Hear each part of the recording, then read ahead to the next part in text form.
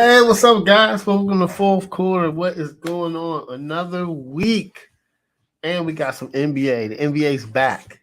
The NBA is back with a bang, guys. We're gonna get into it, but right now you can follow us on all where you listen to podcasts at. Right, so we go live here on YouTube, and then also you can catch us on uh, Spotify, iHeartRadio, Apple Podcasts, anywhere you get your podcasts.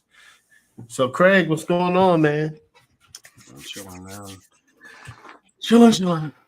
You know how it goes. Yeah, man. We were just talking about the NFL. It's gonna be a lot of teams drafting quarterbacks, man.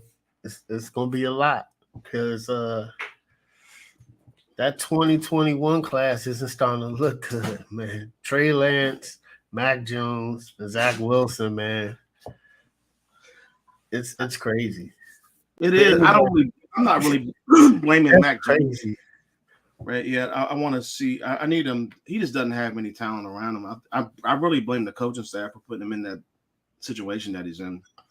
I think he can play. I just think he's in a horrible situation, and they're asking him to do. Who, Mac Jones? Yeah, they're asking him to do more than he should be No doing. weapon. I mean, Yeah. you have to look at the coach, which is Bill Belichick, for that one. To me, and it's just like he's just not giving him the tools around him that he needs to be successful, in my opinion, because he hasn't really gave him a number one wide receiver. They have some good running backs, I'll give them that, but they're not running the ball like they were last year. No. And And the crazy thing is, how they gonna let Jacoby Myers walk and sign Juju instead? I was like, what? I mean, I don't mind Juju. I think he's kind of equivalent to Myers, I but think Jacoby better and stay healthy. I think he is. But I think he's kind of borderline equivalent to him, but he just has to, like, he's just not getting the ball. Whatever plays that they're running for the wide receivers, it's not going to Juju. And I guess his number one is Parker. I mean, Parker's number one. He's just Juju, but Juju's more of a number one than Parker is.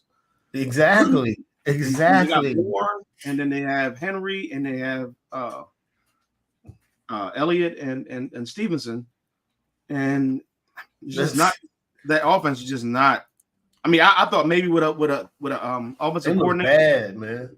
And they look pretty decent against Philly, but the last couple games they just haven't looked anything. So I mean, I don't know, man. I think he needs help, honestly, on that team.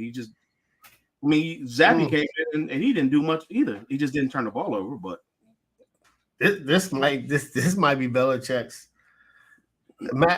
Somebody was like, Mac Jones might get Belichick fired.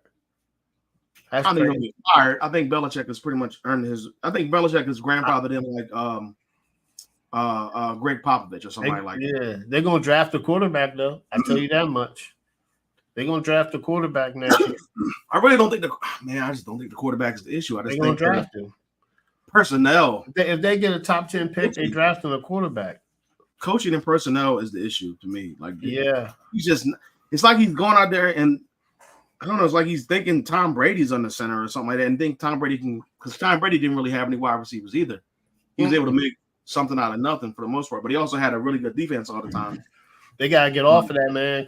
Listen, Tom Brady like Kobe and LeBron, like and Jordan. Those are just untouchable, young. You get one of those a lifetime. They get one of those a lifetime. The Chiefs lucked out with Patrick Mahomes. They lucked out. They're going to be good for a minute. You know what I'm saying? If you land a Tom Brady, a Peyton Manning, Patrick Mahomes, it's looking like Lamar too.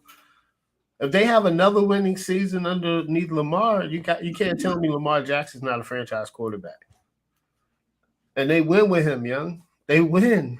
You know what I'm saying? So anyway, guys, let's talk about the NBA. Craig, when this trade happened, the crazy thing, I was like, yo, what if Milwaukee trades for him?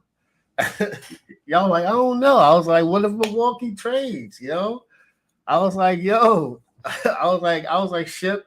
Instead of Jrue Holiday, I said, I think I would have shipped Middleton. But they kept Middleton. So, guys, we're talking about Damien Lillard got traded to the Milwaukee Bucks. Huge. What are your thoughts about that, Craig? We were just talking about that the night before. That was crazy. I thought it was I think it's a really good move, definitely for the Bucks. The Blazers are in kind of like they are in a rebuild. They drafted a young point guard, so there was pretty much no more room for Dame to be on that team. Mm-hmm. At least not to be trying to groom him and be, I guess, trying to be a part of a rebuild. As you get older and you're a veteran, most veterans don't want to be part of a rebuild for the most, especially if you haven't won anything. I think Kobe was there, but Kobe wasn't leaving LA. But Kobe was there when that team was going through like a rebuild or whatever it is. Yeah, he started asking. Then you have guys that just veteran guys that just don't no longer want to be with that team anymore. Like, for instance, they haven't won, like Bradley Beal, a veteran. Mm-hmm. He doesn't want to be with the Wizards anymore. They're not winning, kind of like the Blazers. They're not winning. They're not getting anywhere. They're going to the playoffs every now and then, but they're not doing anything. They Granted, Dame did get to the picks, Craig. They're not going anywhere. Granted, Dame did get the team to the conference finals, but they just didn't have enough. They got swept by the Warriors that year. Mm-hmm. But he wants to win, but at the same time, he was so loyal to that franchise that he never came out and asked for a trade or anything like that. He didn't want to move on. He was just loyal. And years and years, I don't know how many times, I think me, you, Mo, whoever, we always saying that he at least like get him out of there. Like he should just want to leave and start over and try to get a ring and all that stuff, but he didn't want to do it. So, you got to give him credit for that. I think he's clearly one of the best Blazers, if not the best Blazer of all time. And his name is going to be, his jersey is going to be in the rafters. Probably retire a Blazer, just go back with that one-day contract because he deserves it. Yeah, he will. But I think the trade for Milwaukee, it definitely puts them in. They were already one of the best teams in the NBA before the trade when they had Jrue Holiday. Now it puts them in a different stratosphere. I think Jrue Holiday is a better defender than Dame. Obviously, Dame is a better shooter, better scorer. It's just kind of what you want. I mean, I think you can get around having Dame not be as good a defender because you have guys on the back end like Giannis and you have Bobby Portis and Lopez. And Lopez and all these other guys that can kind of clog up the middle a little bit. So I kind of want to see how Dame reacts and comes back from being injured last year. And he was averaging like 33 a game or 32, 33 a game before he got hurt. So I kind of want to see him. I definitely think this puts the Bucks, to me, I think I got him at number 2 right now. Like I'm not going to put him above the Nuggets just because they're the Nuggets and they're the defending champs. I get why people want to put the Bucks above them. They had a better regular season, blah blah blah, all that. But I just got to see it on the court. Like we saw certain. It's the team that looks good on paper, but playing in the actual game and getting that camaraderie and building that chemistry with each other, see how that goes, and then obviously that's going to lead into the playoffs. By that time, they should be pretty connected with each other. We saw teams like this come together, look good on paper, like the Nets looked really good on paper back then. And they got to the second round. Unfortunately, injuries took a toll on that team. And, Giannis had an injury in the playoffs. Like I said, Dame came off an injury. Kevin Middleton was injured for the longest time. So you just never know. Dame doesn't really have to do all the scoring anymore. He's playing with a superstar for the first time in his career. No disrespect to CJ McCollum or Giannis is. Come on, man. Melo was at the end. He was a superstar, but he was not a superstar when he was at Portland.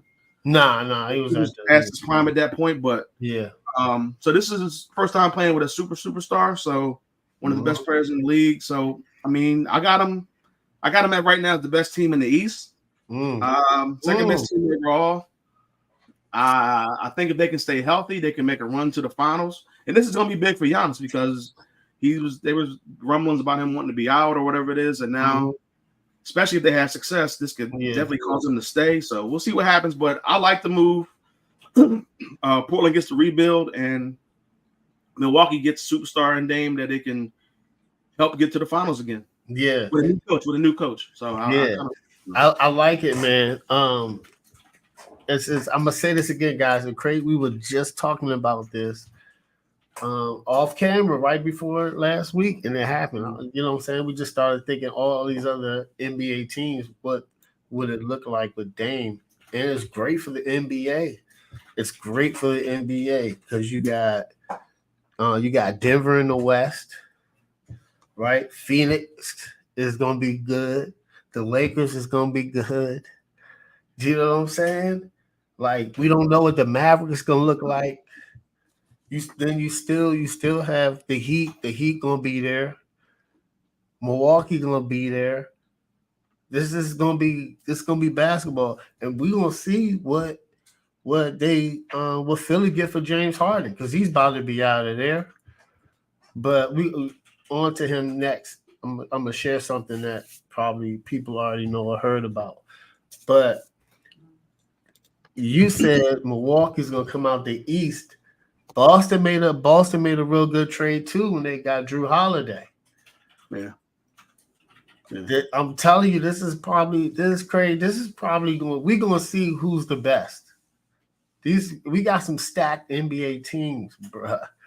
We gonna see who's the best for real. Because now on Boston, Jason Tatum and oh man, Jaylen Brown. They would have so many turnovers for bringing the ball up the court. Jrue Holiday is a true point guard, and he just fits them and plays defense. This is gonna be very interesting, especially when Jrue Holiday go against Dame in the playoffs. It's gonna be some good basketball, and I can't wait. So you don't think Boston can beat Milwaukee? I think Boston is good. They just lost a lot of size. They lost Grant Williams. They lost Robert Williams. Who else did they? They lost Malcolm Brogdon, who's a solid defender. Yeah, he's known for defense. Came from Virginia, so they play defense all the time there. Yep. They already lost Marcus Smart, former defensive player of the year. So that's a lot of defense. Yeah. And some size in Williams and Williams that can clog up the middle. Now, who's going to guard Giannis? Porzingis? Come on, man. When he gets downhill, I don't see Porzingis. No. I don't see it. So I don't know who's going to guard Giannis down low.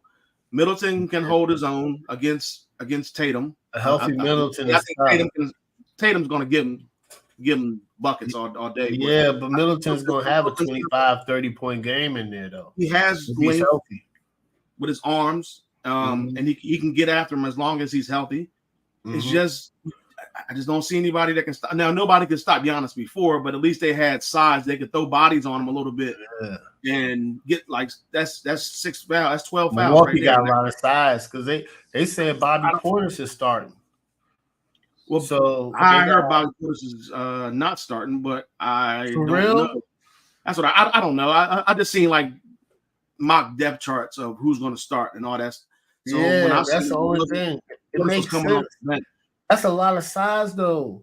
Portis, Brook Lopez, and Giannis. That's a lot. And Middleton and Middleton. That's a lot. That's got somebody else. And then that's a small ball. And then they can run the small ball because Brook Lopez can shoot the three. So if you want to go small with them, they can still do that lineup. They just don't need Giannis to keep shooting as many threes as he has been shooting. And Dame is going to be perfect. He's a perfect complementary piece. You know what it kind of reminds me of? They're going to surprise people that they're going to win. It's going to be like Kobe and Paul Gasol. Watch. You talking this chemistry? Watch. They're going to figure it out the first year. They're going to go to the finals.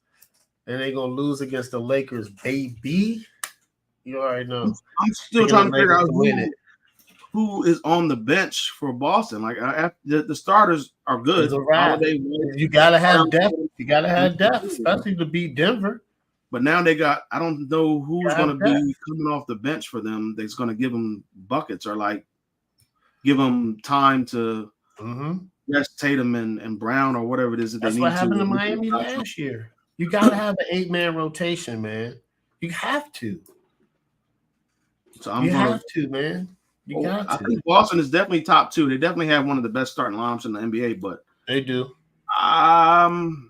gonna be interesting. I still got Milwaukee number 1 until I just got to see it. I don't know, man. I just got to see what Boston's backups or reserves are going to be. Yeah, I don't see it right now. I mean, it says the starters are the starters, and the reserves are pretty much every four of the starters plus Al Horford. Only one that's not. Yeah, Al Horford is Holiday for their second team. So yeah, you're just taking out Jrue Holiday and putting in Horford. And then, I'm just not seeing. I don't know half these people in the NBA, so and not anymore like I used to. I mean, some of these names on this bench, man, I don't know who they are. Peyton Pritchard I heard that name before. Okay, but some of these other ones, I don't know. I don't know, man. So I want to see it on the court, but if just off of looks, I'm going Boston. I mean, I'm going Milwaukee 1, Boston 2. Because they had Derek White. Gilbert Arenas said this on his podcast. He was like, Boston had Derek White starting. He's a bench player. I was like, oh, snap. Well, they didn't have a point guard at the time. They had they had Derek Marcus Smart. They said he's starting again. That's what I heard. He's starting at the 2 now, but at least he ain't got to be the ball handler. Why you putting Tatum at the 4, you know? Yeah, they got Tatum at the 4. I don't know about that one either. What is going on? Gilbert was like, what are y'all doing? I think they should probably go Horford. Tatum at the 3.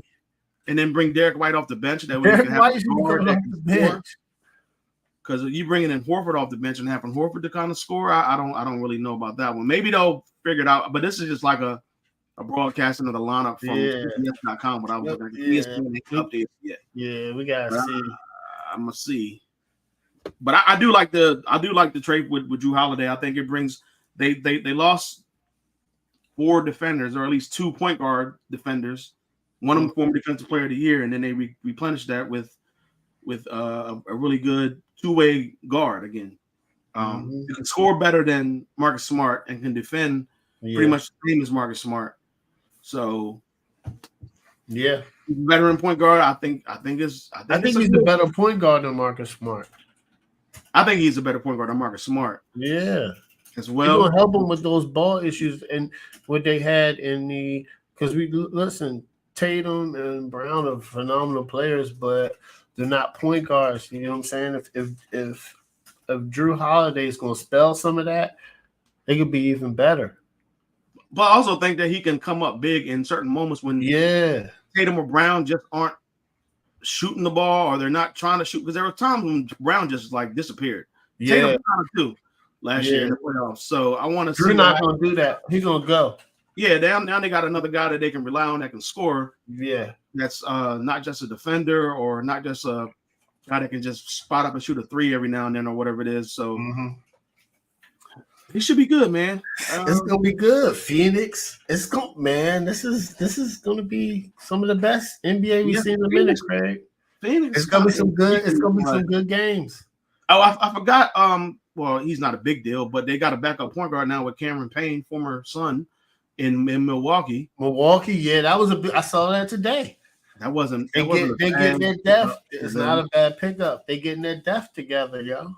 But I'm telling you, they're gonna.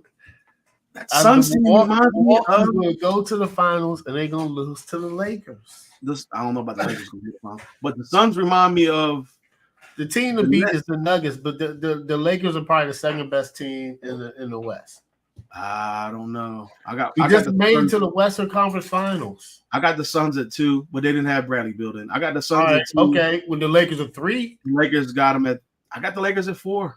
Who you got them above? I got the Warriors. I can't stop. Come on, Craig. You can't stop the Warriors, man. I got the Lakers right at 3 or 4, but I mean, hey, yo, you're falling. The Kings are right there. I like the Kings.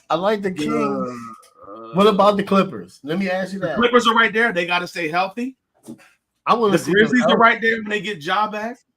Yeah, I like the Grizzlies. The West is wide open again. Like the West, to me, it used to be a good season. A few years ago, it used to be the East was wide open and the West had like 2 or 3 teams. Now it's flip flop for me, and the West is wide open. Like any of those teams that made those teams were really last year, Do you think? And it's crazy because if any of those teams were in the East, they would be really good. I mean, besides Boston and Milwaukee, I don't know because I don't believe in Philadelphia. They can't get past the second round. And they got their issues with Harden. And you got the Heat, who, I mean, they made a great run last year, being the 8th seed. I don't have their team. They let go all those players. I was like, man, when the Lakers signed Gabe Vincent, I was like, what's Miami doing? Yeah, I don't know what. I think they were trying to. I think they might have been trying to get Dame. They're tripping, man. Position themselves cap wise and like. Pat Riley look crazy for this though. He looks crazy. Well, Pat Riley doesn't really go after free agents like that anymore, or at least ever since LeBron, I guess he hasn't really gone after big name free agents. I can't think of any. This is the time to do it. Maybe Ray Allen, but I mean Ray Allen. I mean he was still in. This is the time to do it, man. You got Jimmy and Bam there. Shoot it. He just doesn't go after anybody, and I think a lot of people were upset with him because he didn't. Yeah, he didn't go after Dame. Like he didn't push hard enough to get him, and then the Bucks ended up getting him. So that's crazy. And I heard, and you know, it's an old clip, and then we're gonna get to some football. It's an old clip when LeBron and Giannis are the team captains for the All-Star game, and they're picking their teams. And the first pick that Giannis picked was Dame. Mm-hmm. He picked Dame, and then LeBron's like, see, everybody want to talk about loyalty, and nobody just picked it that Giannis picked Dame Lillard. He said, okay. I mean, who would turn Milwaukee down with a prime Giannis? I don't know any player in the NBA. Maybe like LeBron and probably Steph, because they think that, they're at a different level, or Jokic. You know what I'm saying? I'm talking about multiple MVPs and champions. Giannis is in that group right there. But which is not a lot of people, Kevin Durant, he probably wouldn't want to play with Giannis. But it's a lot of players in the NBA that want to team up. And I know Joel Embiid is about to put pressure on that front office. Giannis put pressure. Gonna come out talking about, I don't know if I'm gonna win another championship in Milwaukee. They went out and got Dame. That is crazy. That's crazy leverage. That's crazy leverage. He deserves a title. He's in my top 5 of people that deserve a title in the NBA. Win, man. And I think he has a really good opportunity. Yeah. Him and I think they're gonna go to. I think they might win. He has the best opportunity. I think they might be coming out the East for a couple years, man. They're gonna get one. They're gonna get a chip together. I think they're gonna win a chip, either if it's not this year, the next year, or the year after. But they're gonna win a championship, Craig. I'm just hoping nobody gonna get it. He gonna get it. Nobody gets hurt, and everybody has a healthy. Man, I can't wait playoffs because if it's a healthy playoff. Yeah, I see what you're saying. I do see what you're saying. Because if it's a healthy playoff, like a healthy LeBron, a healthy Kawhi and Paul George, and a healthy Kevin Durant. I mean, he was healthy last year, but he was a little hurt before. They had zero. I want to see that. You said it was just KD and Book, and that was it. They had nobody on that team that could score at all. So and they were going hard. They were going hard. I give KD and Book were going hard. They have a better chance because that team. I give them credit, man. They just did everything that they could do, but there was no way. Let me ask you this. I like Nurkic for that team too. We're going to talk about. Oh yeah, Phoenix depth is crazy. They rebuilt. A lot of people are not talking about them. The NBA is about to be crazy. What does Philly do? Who are they going to get for Harden? I don't know. You gotta get something for him, man. Harden only wants to go to one team, and usually whatever team Harden wants to go to, that seems to be the team that he gets traded to. So I was looking at the Clippers. What would you do? The Clippers are like, nah. Clippers are going to give. I mean, I don't think the Clippers are going to give the Sixers what they're looking for, which is a picks, and they want Paul George. But they were trying to pay Paul. Wouldn't you do Paul George for Harden? I would not. Well, that's just me. I wouldn't. I just think Paul George plays defense better. Plus, you just never know what you're gonna get with James. At this point, he just seems to go places and he just doesn't seem happy and just wants out ASAP. So I don't understand that, Craig. I don't understand it in the last 2 or 3 years. I don't understand it. I've never seen nothing like it. Listen, you know what Matt Barnes said? I don't even know if you've seen a clip, but I need to watch the whole episode. But he was talking about James Harden. He was on Kevin Garnett got a show called KG Certified. So it was Paul Pierce, Tony Allen, Kevin Garnett, Steven Jackson, and Matt Barnes. And they're all talking. And Matt Barnes was like this. Somebody asked him, he was like, yo, James Harden is gonna play himself out the NBA. He was like he's gonna play himself out the NBA. He was like, he gotta realize, yo, he's doing too much. Well, he's 34 also. It's not like he's 24. If he was 24 and doing it, then yeah, he's probably got like the league doesn't need you. I was like, damn, that's 34 crazy. And just like it's just too many. It's too much, man. It's too much too many antics with him, and every year it seems like he wants out. No, he's just not happy. And you're around other players that are. It's not like you're. It's like okay, I understand Houston, Craig, but then you go to the Brooklyn Nets. That just seems like a really good situation to me. But then Kyrie, we all know what Kyrie did. Then he asked out there. Then he's playing with Joel Embiid in his prime. Did he want out of that situation? You can't tell me he wants a championship, Craig. There's no possible way. I mean, I don't understand it. I don't know. I mean, I don't know. Maybe he thinks that the team. Obviously, he didn't get his contract picked up or whatever for the Sixers. I heard that he didn't get a lot of offers on the free agent.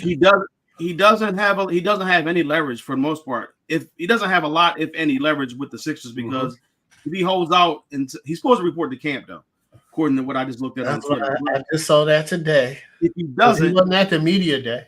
Then he's just. I mean, he can't do free agency. He's going to just be owned by the Sixers next year. So it's best, and I think he has to report by the end of this month or something like that. Yeah, but he seems like he's going to be there, so that's cool. They got stricter with the rules for players sitting out. It said he's going to cause a scene. He's going to be just trying to do antics like do whatever he needs to do so that way they can trade him. I don't know what that means. Ben Simmons causing a I guess like Ben Simmons. I don't know. It's because he's going to do whatever he has to do to make it so uncomfortable that the Sixers be like, you know what, we don't want him right here anymore. Let's trade him. I mean, I guess they could send him home or whatever it is, but nah, they're going. I don't know, man. At this point, if you gotta. I think if you're Philly, you own James Harden. You don't really own anything. Trade him, But I would try to get as much as I can. Try to look around the league and see what you can get. But I mean, at the same time, you don't owe James Harden anything, especially not the way he's acting. Like I thought Kyrie Irving was a terrible player. Like I just wouldn't want Kyrie on my team. It's just too crazy and just too much going on. God, this dude is the worst. He's worse than Kyrie. I think he's just every year is just something with this guy, and I just would not want him on my team. I feel bad for Philly, especially because they can't get out the second round. I feel bad for Embiid. It's just odd that MVP the two places that he forced to trade to are places that you can win a championship. And why would you want to believe that he's going to be like a regular citizen in LA just because he's in LA? That means nothing. he had a good situation the last two stops. And then he also played. Why would you want to team him up again with Russell Westbrook? I don't understand. I forgot that he did team up with Russell Westbrook, and he teamed up with Chris Paul. And Russ took he did. And Russ took like a huge pay cut. Yeah, stayed in. And now you would. I mean, I was surprised. I was surprised, yo. I like Russell Westbrook, man. He plays really hard. Man. He's going to be there for you in games, but sometimes he's just. If you can somehow swing it and you can get all four of those guys on one team, that'll be like a ridiculous something. I don't think I've ever seen before since probably the Rockets when they had Scotty, Clyde, Hakeem, and Charles, which is like 4 stars on the same team. Now problem is they can't stay. At least two of them can't stay healthy, and those are your two best players. But I don't think they need James Harden. I think they just need to stay healthy somehow. But I mean, if you're trading for James Harden, you're going to be giving up something, whether it's picks or players or both. And hopefully, you don't have to trade. Because I saw a trade today that had one of them was you were trading for Kawhi Leonard and like two other people for Tobias Harris and James Harden. Then the next one had kind of the same thing, except you swapped out Kawhi for Paul George. So it was 3 players for 2. And then I saw another one, but it was just like backups or whatever it is. But it was James Harden for like three backups or 3 like bench players, which wasn't bad. So I mean, and then I saw another one that had it was a 3-team deal. It involved the Wizards, the Clippers, and the Sixers. Okay. But I can't remember who was in it or whatever it is. I just remember it was James Harden, and then it was like Nicholas Batum and like Markieff Morris or Marcus Morris, one of the Morris. The Clippers. He was going to the Wizards. And the Clippers were getting Harden, and that was it, I think. And then it was like the Sixers were getting, I don't know, Nicholas Batum and something else. I don't know what it. I saw this. I should have took a screenshot of it or something. Wow. I didn't take it to heart. I just saw I was just looking up Google James Harden trades. That was one of the things that showed up. But James Harden's a mess, man. He's 34 years old. I got him in my top 5 people that I think deserve a title just because of his career and what he's done. But my God. Did you see what kind of did you see at his birthday party the sign that he had? No. He had a sign, a woman carrying a sign that said Daryl Morey is a liar. Oh my God. Please, James. Come on, man. They were so close too. Like that was his boy. He got him traded to Philly. A championship contender. He's not going to like Chris Paul, places where they're getting value. Like, oh, we'll just send you to OKC. Oh, next thing you know, they're in a playoff. Right? He's not. He's going to man. He's going to teams that have 2 more superstars on them, Craig. You know what? They should send him to they should send him to Orlando or something. See how he likes it there. Or one of these teams that's really, Orlando's really bad. Detroit's really bad. What about Charlotte's really bad? Like, send him to one of these teams. Washington. See how he likes it there versus how he had it in Philly and in Brooklyn. Especially at the time with the teammates that he had. Because, I mean, getting to the playoffs and trying to compete for a championship with Philly, you're not getting out of the second round, but you have an opportunity to, versus a team that's going 20 and 62 or whatever with the Detroit Pistons or something. I don't know what I would like to have. I mean, yeah, you're scoring 33 points a game, but are you winning anything? Like, what is the purpose of playing basketball? To make money or to make money and win?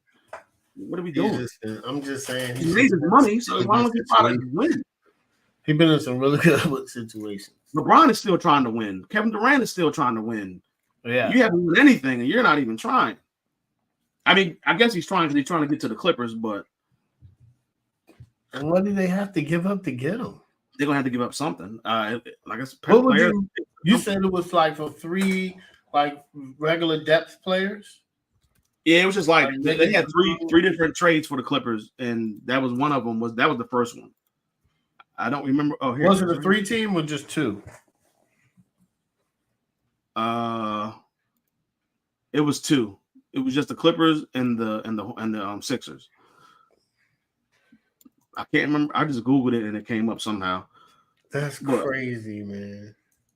He just needs to. They need to figure something out for him because I don't know if anybody is going to pick up his option for next year or whatever the case may be, or not next year. This year, what is he? I think he's supposedly owed 30, 35, $36 million or something. $36 million. Who wants to keep that on there? Like, who wants to take on that? For a guy? Well, if he goes to the Clippers, it'll be if that trade is true, and Philly just wants to get rid of James Harden, who wins in that trade? Philly, right? I would think Philly because they're getting rid of a headache. I don't know what you're getting in return in terms of assets that can help you get past the second round for the first time since 2001. But you think Maxey takes that next step? I think he could, especially if he's like the main point guard or whatever. Him, they need more out of Tobias. They need Embiid to stay healthy relatively, especially for the playoffs. I think they need one more scorer, like one more solid person that can get you like 20, close to 20, maybe 16 to 20 points a game, something like that. Yeah. Somebody maybe like a James Harden, but yeah, not James Harden, but somebody that can score as well. And I think they'll be solid. I think they'll be straight. They need to get just another person, another piece on that team. Since going to give up a big jump for Maxey. Well, if you're going to give up like what did James Harden average, like 22 and 10 last year or something like that, if you're going to give up like something like that, then you're going to have to replace it with somebody that can score as well. But I mean, especially if they can even play defense on the other end, then that's an even bigger plus. So and then Russ would still be on the Clippers with him. That's crazy. I don't know. I really don't know how that will work again, man. I don't want to see Russ and Harden again. I don't. I've seen it enough. It wasn't good then. I don't know why. So would Westbrook start? I think Westbrook is going to start. He had a good playoffs last year, though. He was especially with Kawhi and PG out. I like him, man. I like him as a leader, man. I like him as a leader. He's not what he used to be, but I wouldn't mind having him on my. He just didn't fit with LeBron. His motor is always on go. So you said, huh? His motor. Yeah, his motor's always on go. So I want to see what happens with him. And he plays in a lot of games, especially if they're healthy. And they got Ty Lue there as the coach. So yeah, one of the best coaches in the league. Ty Lue, I think Ty Lue has the ability to pull it off. If James Harden can, they would. Man, James Harden. That means because the leaders of the team is Kawhi and Paul George. They just can't stay healthy. They can't stay healthy, but they're the leaders of the team. And when they're healthy, they're good. And Ty Lue's a good coach. The problem is this team is turning into the Nets. Who, the Clippers? Yeah. If they get James Harden, they're in that territory. But okay, we're gonna move on to football after this. If James Harden ends up going to the Clippers, where do they fare in the West? And they still have Kawhi. On paper, I definitely think they're top. I think I put them in the top 3. If health wasn't an issue, and they have those 4 players, and then some random bench players, 3. If they got James Harden, I'll put him in the top 3. James Harden still can give you 20 and 10. That's a good stat. I mean the Suns I think have gotten better because if he stays healthy, if James Harden stays healthy and plays like he did, Steve Ballmer will sign him to a contract. The Nuggets might have taken a step back because they did lose some key bench players, Bruce Brown and Jeff Green. Where do you have them? I still got them at 1 just because they're the defending champs. They still got Jokic and they still got Murray and Porter Jr.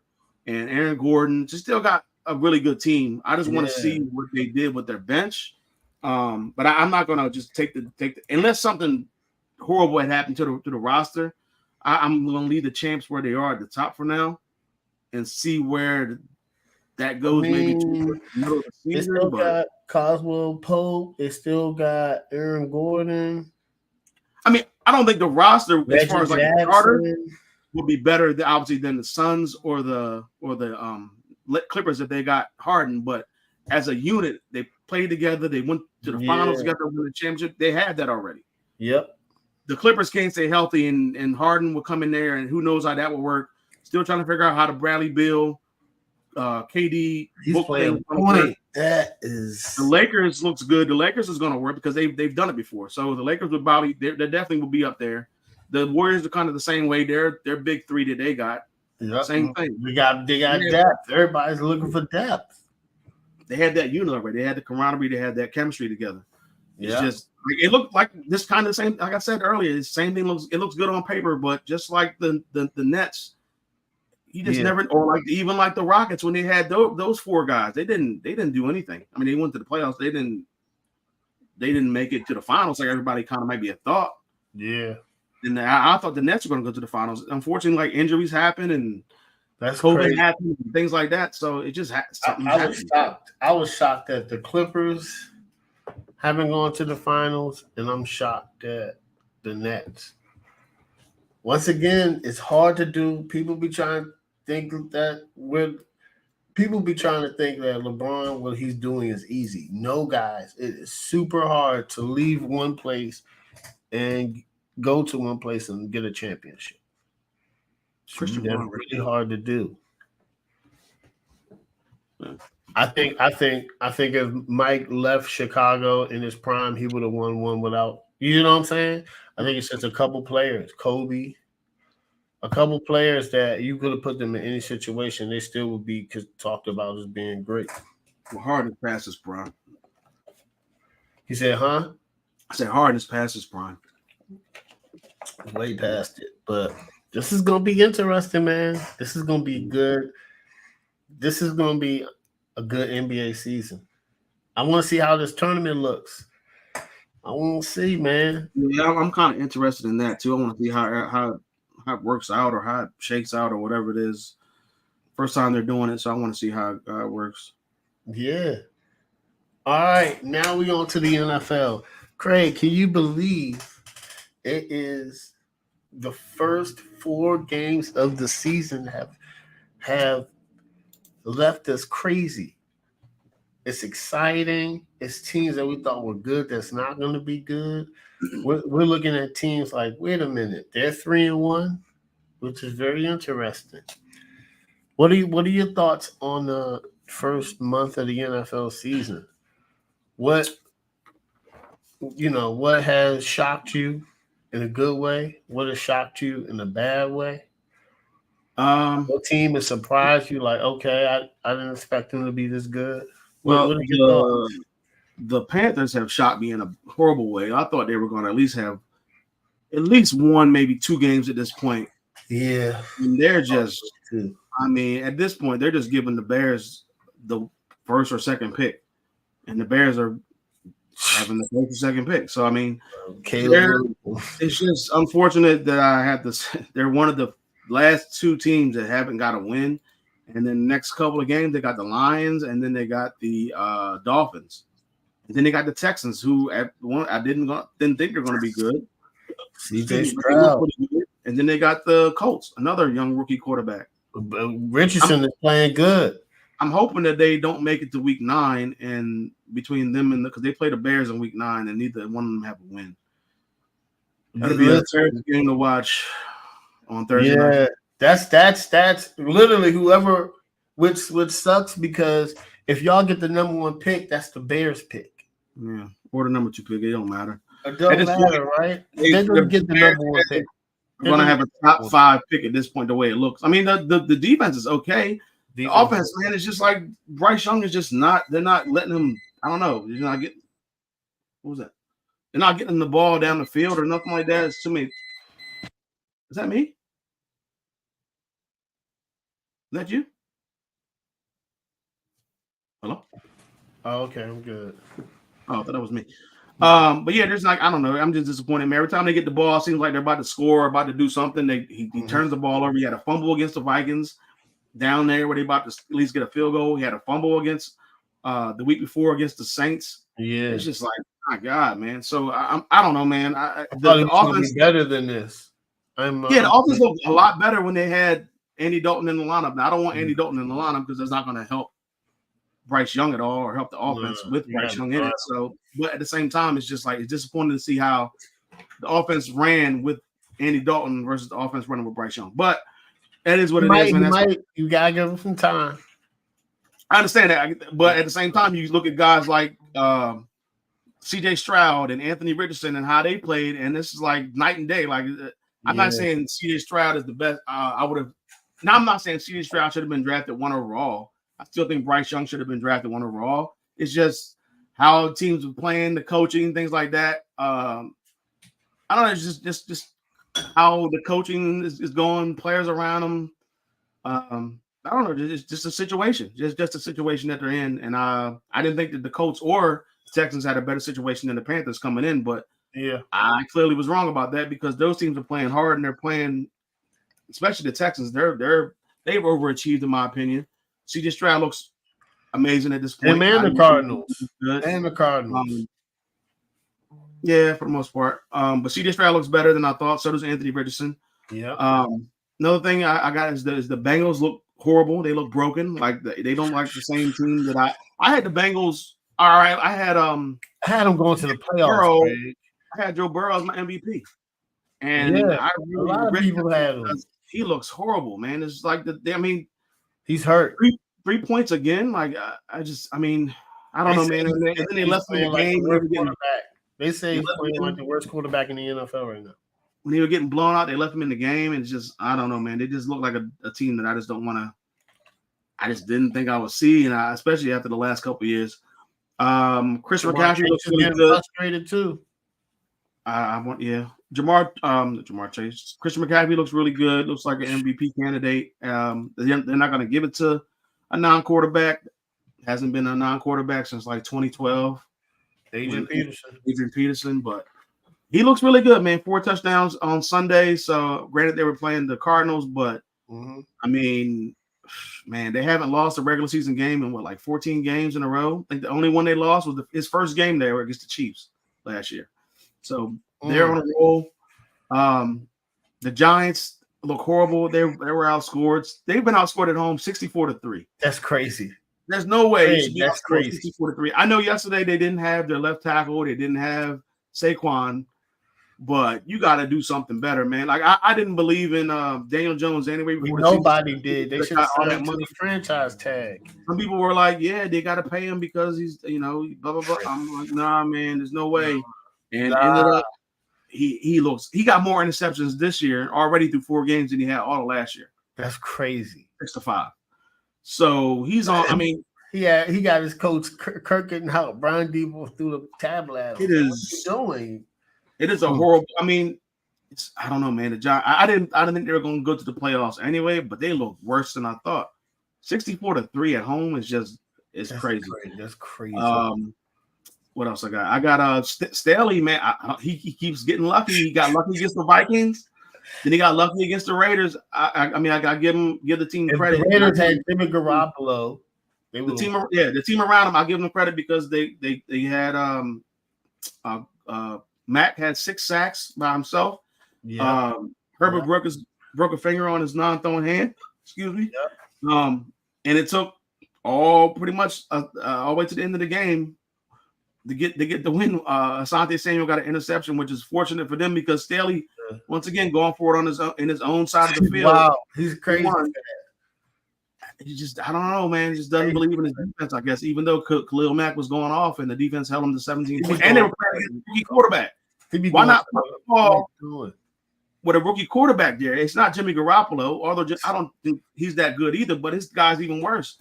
But I don't know, man. So, and the last thing I got, which I'm so sick of right now, I've been tired of it since the first time I heard about it, is Taylor Swift. I'm so sick of Taylor Swift.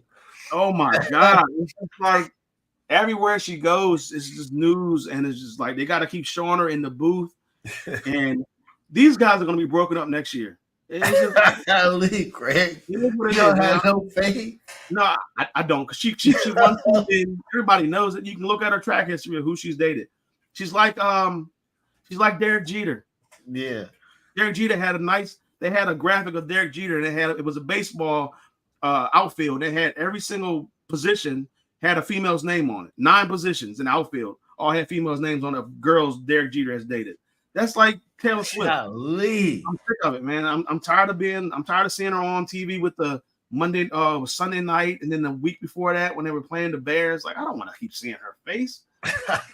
She has nothing to do with football. I'll be happy when they break up, honestly, because I'm just tired of it. Other than that, man, it's been a good 4 weeks so far. The bye week start this week coming up. It's a lot of people, a lot of good players for fantasy, at least on bye. Yep. Shout out to the Bucks have surprised me. I will say that before I stop. That's a little key, I guess. The Bucks have surprised me about how good they've been playing. And the Bengals have surprised me about how bad they've been playing. So those are two teams I thought were going to be kind of the opposite of each other. But as of right now, this is football, man. This is what happens. It's always like a team that's supposed to be like Seahawks last year that were going to be horrible, and they ended up making the playoffs. So maybe that's the Bucks this year. Yeah, man. The Commanders are surprising. I'm just saying. People are saying before he was offensive coordinator, the Commanders have one of the top offenses in the NFL. The enemy is dialing up some stuff, man. And I was like, okay, we got blown out by Buffalo. Cool. He got sacked a lot. But we came back and played the Eagles. They're undefeated. So it's like, yo, I'm pretty I like where we're at right now. I would rather, would I rather be in the Bears position to get Caleb Williams? Probably. I think he's going to be very good. But as far as the Commanders go, they're looking. I mean, we got some easy games coming up. We'll by the time we play the Eagles in week 8, we'll know what type of team this is. If they're 5-2, then it'd be very interesting. If they are 3-4, it's gonna be like, man, we need to win these next 3 games. So very interesting. Jaguar surprise is supposed to be. Cleveland has shocked to me. Just like how, I mean, their defense, I knew they always drafted good on defense, but that GM over there has drafted some nice guys, man. That defense is good.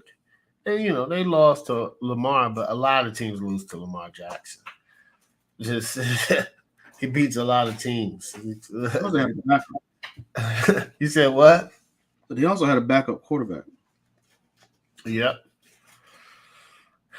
Yeah, but that was a big win. And the Ravens got a lot of injuries, man.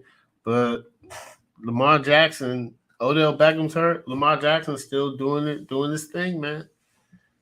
I don't know how long it's going to take for people to be like, Lamar Jackson is a good quarterback in the NFL.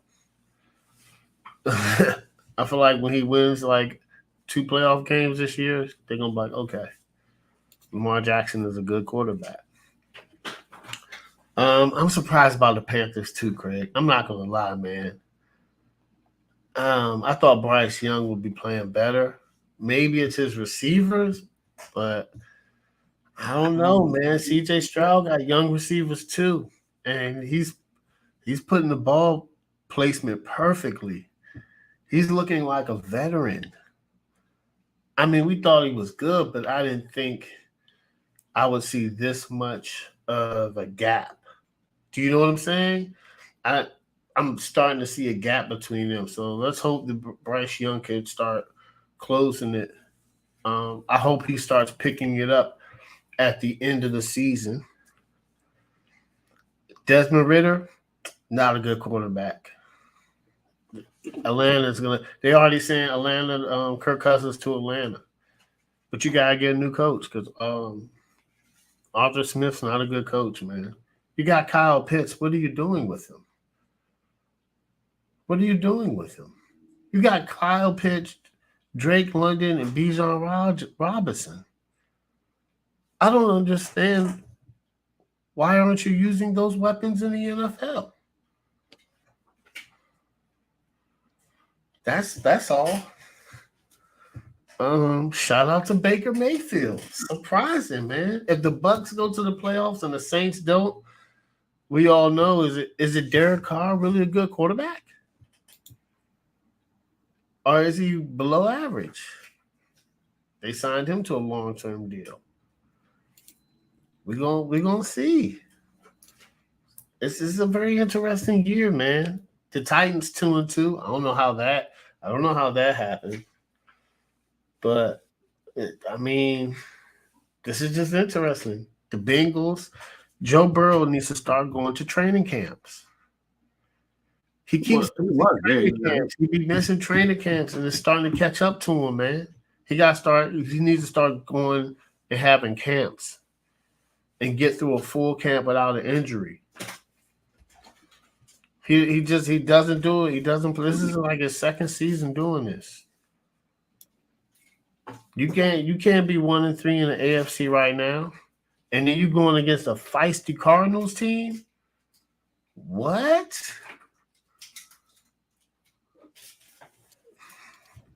I don't know if they're gonna beat the Cardinals. I don't know.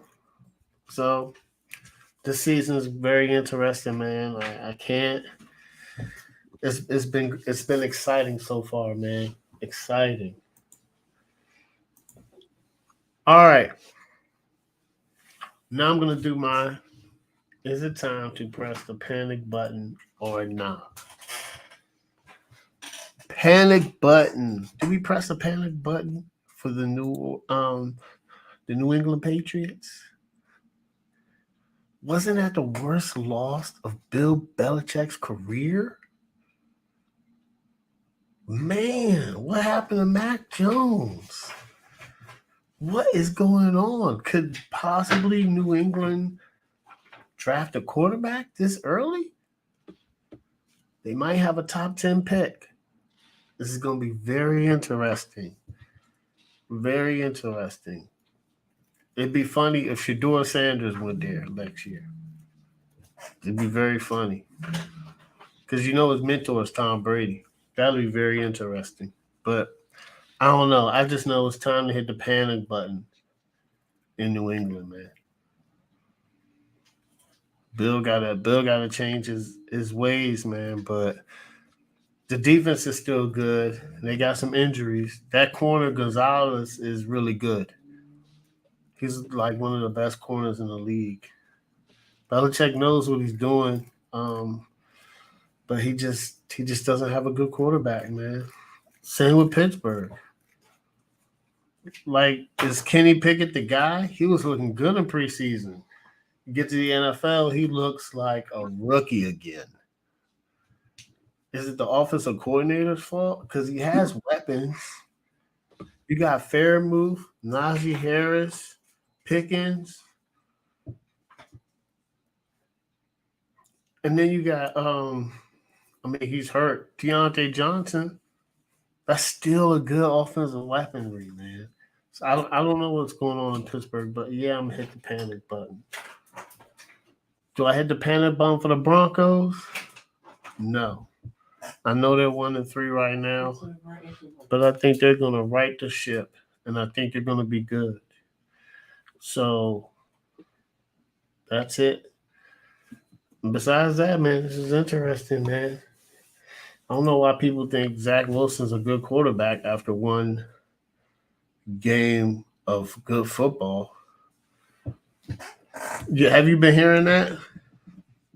No, not good quarterback, but I heard a lot of people have been saying he's serviceable or he can play, I guess, because he had a decent game. I don't know. We've seen flashes of him last year, so it's not like we haven't seen next week before or flashes of other guys before. Just because they flash here and there doesn't mean they're Patrick Mahomes or somebody like that. Like, you got to see it on a consistent basis. Now, this team is, they have a lot of really good weapons around them. So I don't know, man. If he can't do it with this team, with the running backs and everything like that, and I don't even know.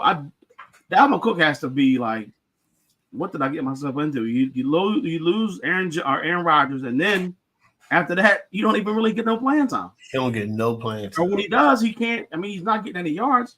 He's not gonna have 1,000 yards. He had a streak going, I think, of 1,000 yards, and I don't know how many consecutive seasons. Nah, it's not gonna happen. It's out the window. Mm-mm. He looks horrible. Yeah, I'm not with that. I think they're gonna lose against the Jets, but I think that they're gonna lose against the Broncos next week. And Zach Wilson's not gonna have a good game, and it's gonna be like, oh, how do we know this? Because his history says he's not consistent. He's gonna have a good game, then he's gonna have a bad game. Watch they lose to Denver. Watch. You heard it here first. All right, Craig, let's talk about what is your top 5 list this week, man? All right, so this week I said I was going to do the top 5. My top 5 teams in the NFL after week 4, after week 9, after week 13, and after week 18. I want to hear this.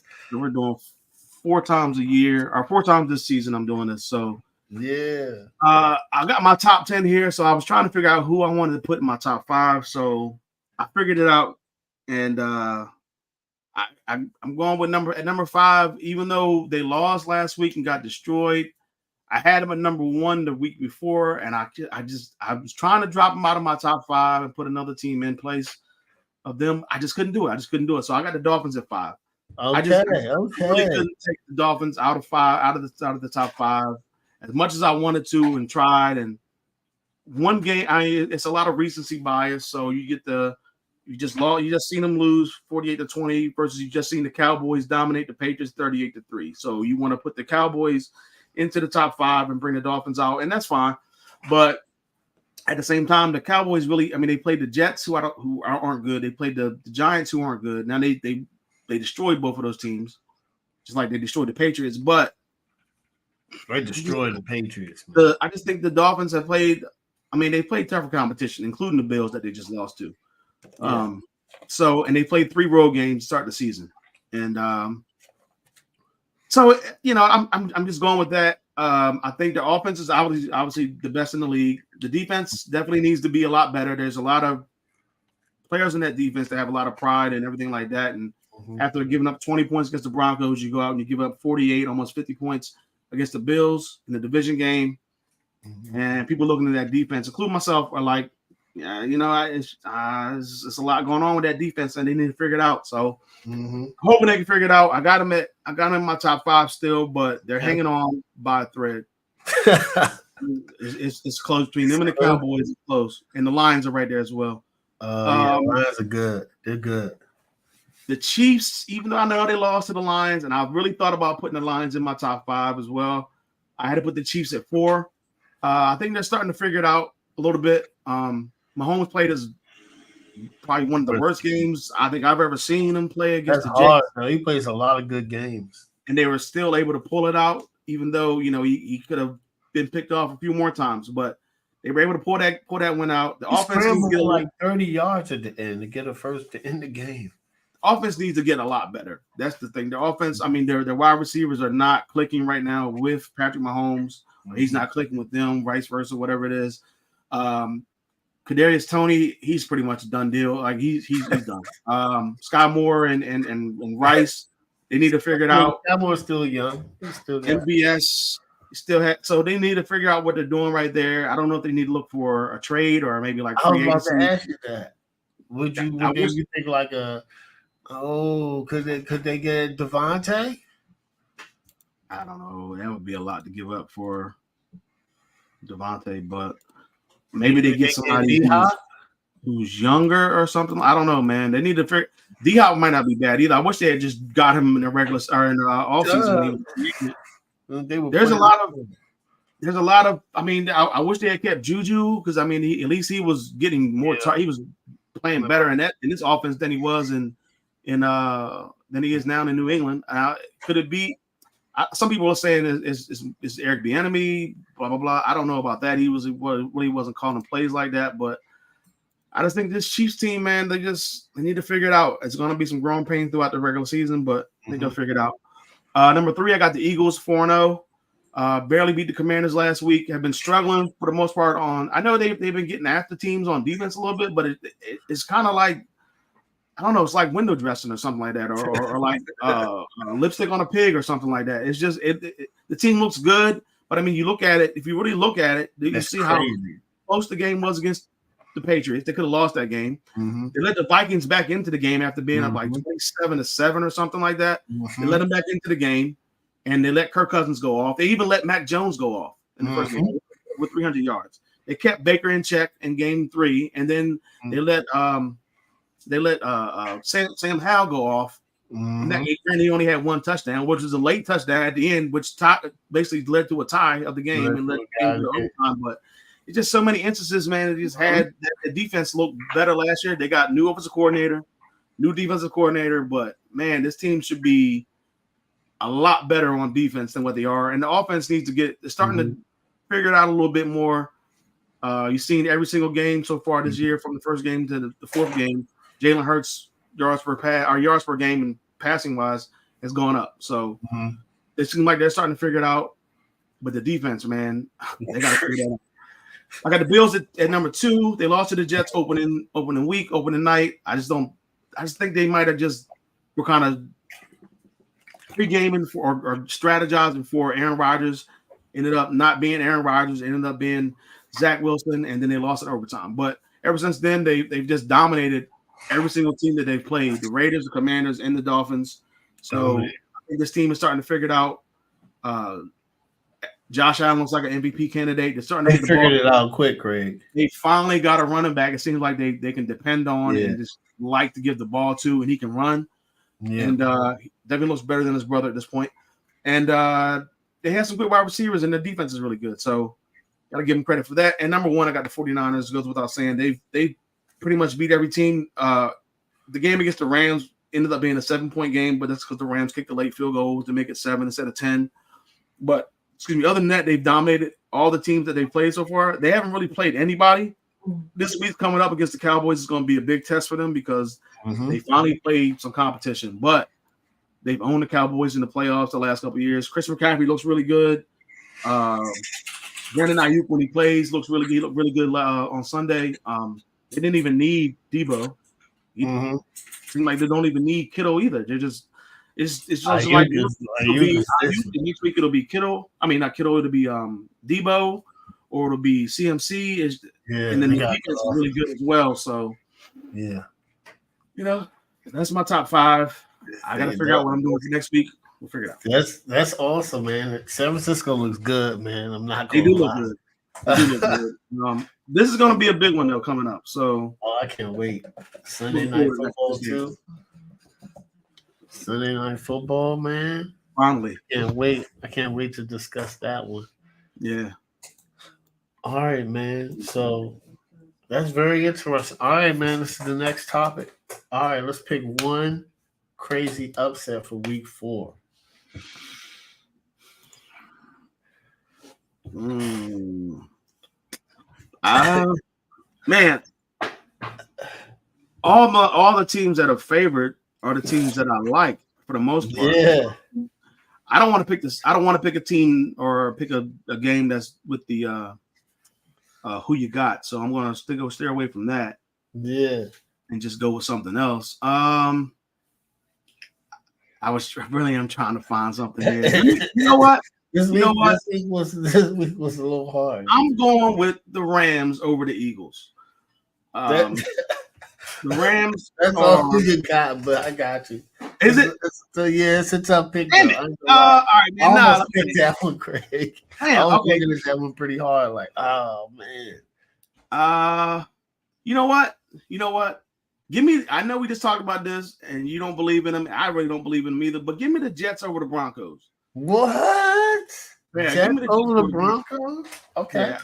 The Broncos are only like 2.5-point favorites or whatever, 3-point favorites. Yeah. It's hard to find something so far this week. But the Jets, I just think that they can kind of feed off of what they had last week against a really good team in the Chiefs. Granted, they were at home. This is on the road. The Broncos, though, just have not played well on defense at all. The offense can get going. Russell Wilson He led the comeback last week against the Bears, but their defense is horrible. I don't believe in it. I think if they can get the running game going, and if they can get Garrett Wilson involved early, I think they definitely have an opportunity. Mm-hmm. This is going to be probably Zach Wilson's biggest game or biggest test, I guess. Okay. So that if he can play in the league or not. I don't know if Williams might not be there as far as the Javonte Williams might not be there this week. I'm not sure. Mm-hmm. He's hurt. I know he left last week's game, like the first quarter or second quarter. A hip injury. I don't know what the MRI said. Yeah. So I think the Jets are gonna take what they had last week and bring it over to Denver and come out victorious. I mean, Craig, that's a very interesting game, man. It's not much to choose from here, man. It's just that I actually feel looking like man. You know which one I would pick? I don't even know if this is an upset. Yeah, it'd be upset. I got the Cardinals over the Bengals, man. Yeah, I was thinking about that one too. Yeah, I think that Cardinals pass rush is different, man. They're not. And you know what? I gotta apologize for Cardinals fans. I thought they were tanking. They're not tanking. And Josh Dobbs looks decent. That head coach is good, man. If Kyler come back, this team gonna be dangerous. They got a lot of I think they're gonna keep Kyler, yo. Would you even want Kyler back after? I don't know. Maybe, I guess. I mean, you could trade him. Yeah. I don't know, man. I don't know. But if he come back, I don't know. They playing hard for that coach, man. This is a must-win for the Bengals. I mean, every week in the NFL is a must-win because it's a short must-win game. But my God, this ain't a must-win. You lose this game, you're 1-4, and then you're not going to the playoffs. You're so far behind of everybody else. Nah, I mean, they got to figure something out. This isn't like, I'm gonna be honest, man. This isn't. It's some teams that have surprised me, Craig. I'm gonna be honest with you. You know what I'm saying? Like. The Texans are surprising to me, right? The Colts are playing really hard, right? The Steelers are not. This doesn't look like a Mike Tomlin team. The Patriots, this doesn't look like a Bill Belichick team. Like, this is crazy, man. But this is a must-win for the Bengals. This is a must-win. I know last year they started off slow, but they were in every game. Joe Burrow's not healthy, and this is a must-win for them, man. Because when you have your wide receiver come out and say, "Yeah, I'm always open," it's like, come on, man. So what happens when you lose? People don't like to lose, man. After this game, they got the Seahawks at home, the Niners on the road, the Bills at home. Man, that could get ugly. Then they got the Texans, they're playing pretty well. And then they got at the Ravens. So, I mean, they got 3 games at home, but those are not gimmies, man. They're not the Bears every week. Nah, hold on. Say that again. You said the 49ers, the Bills, and who else? They got after this Cardinals game, they got the Seahawks at home, at the 49ers, versus the Bills at home, versus the Texans at home, and then at the Ravens. That's a mean stretch right there, man. That's 4 playoff teams from last year and a team that's looks improved. Yeah, that's tough. And then they play the Cardinals this week. The Cardinals don't look like they're a slouch. Except for that 49ers game. They've been in every single game. Could have been 3-1 at this point. Yep. And it's the 49ers. You know what I'm saying? They oh man, that's crazy, man. Yeah, this is definitely it's a must win. Boy, they oh my God, it's tough. I thought they would have beat the Titans. I thought they was going to beat the Rams. I thought it was an easy win, Craig. I thought it was an easy win. I picked that one, and that was one of the picks that I got wrong in my pick all the teams. But my God, I just felt really confident about that one. I feel like everybody did. No money on it, but I felt confident about especially how they looked the week before when they played the Ravens. Joe Burrow stole a touchdown in that second half. He didn't. No, yes, they only had 3 points. Yeah. Again, for the second time this year, 3 points. I don't know, man. He hasn't thrown a lot of touchdowns, has he? Maybe one? I think he's thrown 2. I could be wrong. Jeez, man. 2 touchdowns. But I think it was 2 against the Ravens, right? The Ravens? I think. I could be wrong, man. I think it was against the Ravens.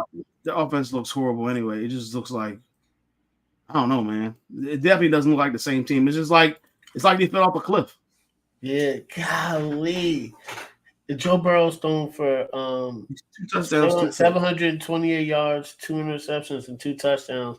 And he has a QBR of 33.6. That is not good. We had a 14 yesterday. Golly. He threw 20 passes, only completed he threw 82 yards against the Browns. That's unacceptable, man. He struggles against the Browns, but I mean, 82 yards is crazy. That is a crazy stat. Their defense isn't that good. 82 yards. And then I gave him a pass. I gave him a pass because that was his first game coming off of. He didn't really do training camp or preseason or anything like that. So, but I mean, now it's like it's week 4, and it's just like, okay, the Titans, after they got rolled the week before by the Browns. Everybody says the Titans' pass defense sucks. This is supposed to be a win for Cincinnati. They were supposed to beat them like 35-17. You know what I'm saying? This is just like, okay, Cincinnati. Nope. They lost.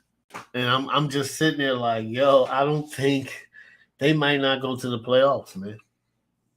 And they just paid Joe Burrow a lot of money. So I don't know. One thing about Josh Allen, he don't be having no slow starts like this. You gotta win. You gotta win in September. What's his record? You gotta win in September, man. You gotta start out hot. I think his record's like 1-7 in his first the first 2 games of the season. I think he's like 1-7 total. Or something like that. You gotta get that better because you're gonna start falling down in the stands. And Buffalo look different. That looks like a different Buffalo team that they played in the playoffs. They don't want that smoke now. I wasn't worried about the Bengals making the playoffs either. I was confident that they was, and now I just don't know. I don't know. I was confident. I think it's over. I think they still got a fight chance, but it's the window is running out, especially with those 5 games coming up. And then I don't think they're going to be favored in any one of those games, except maybe the Texans. And you got Jamari talking a lot of trash, yo. Chill on the trash talking. Talking about Pat who, just chill on that, man. You might not even go to the playoffs, man. You gotta chill talking trash like that. And they kept saying Burrowhead. Yeah. That look like the same type of team, man. You scored 49 points in 4 games. That's crazy. That's like, I think the Giants might be the only team that's worse. Yeah, the Giants are the only team. The Giants are terrible. 46. But so you're down there with the Giants. The GM is ridiculous for signing Daniel Jones, giving him $160 million guaranteed. The GM is a fool. What's up? Look at this guy doing. Listen, I sent the text message to y'all about my class, man. I seen it. We seen it. What's up, Mo? What's going on, man? Chilling, man. Yeah, I hate Daniel Jones, man. Y'all hear the name Steve Scrimmage called him? Yeah, we talking about a new nickname, so he say he's stealing money. Yeah. 160. Why? Me and Craig were just asking this question. It's a very simple question. Why didn't they franchise tag Daniel Jones? I mean, they had to pick one. They wouldn't consider. They're tripping. I would have signed Saquon. But also though, 3 year, $40 million contract.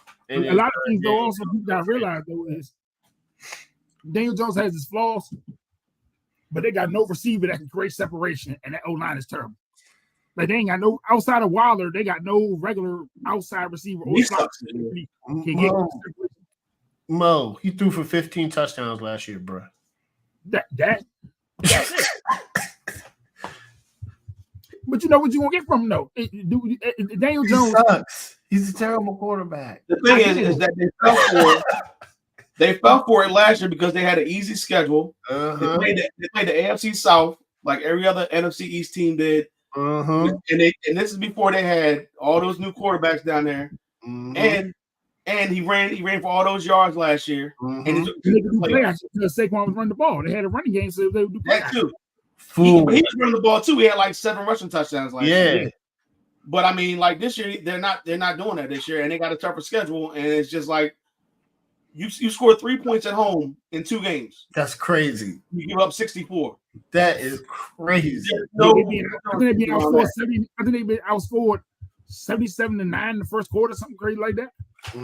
First half, something like that. They're a bad team. That's horrible. I didn't believe in Daniel Jones before. I don't believe in him now. Nope. I said they shouldn't have signed him. I get why they didn't sign Saquon because they don't sign running backs. Nobody really signs running backs. He's out. Eckler's out now. Chubb is out.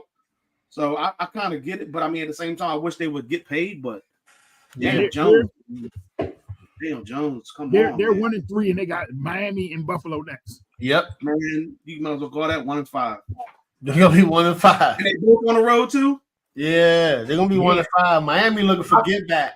They looking. I did from my pick, my survival pick. I picked Miami this week. So yeah, I just don't have any faith. Even if Saquon is back, I don't have any faith in it. No. Daniel Jones is a terrible. That'd be bad. That put them at 1-5, and they still had to play. They still had to play Dallas again. Commanders twice. Phillies twice. Yep. The Rams, they still got to play the Saints.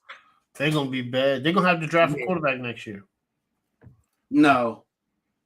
If they get a top 5 pick, you don't think they're going to draft a quarterback? If they go 4-13, if they go draft a quarterback. 5-12, they're going to draft a quarterback. And they're going to think about money then. Yeah, they're going to let Daniel Jones. They're going to try to trade him after 2025. He's going to have $20 million against the cap. I don't know what they saw that they didn't. I don't know. I saw trade him first. Somebody gonna trade for him. Somebody know more than me.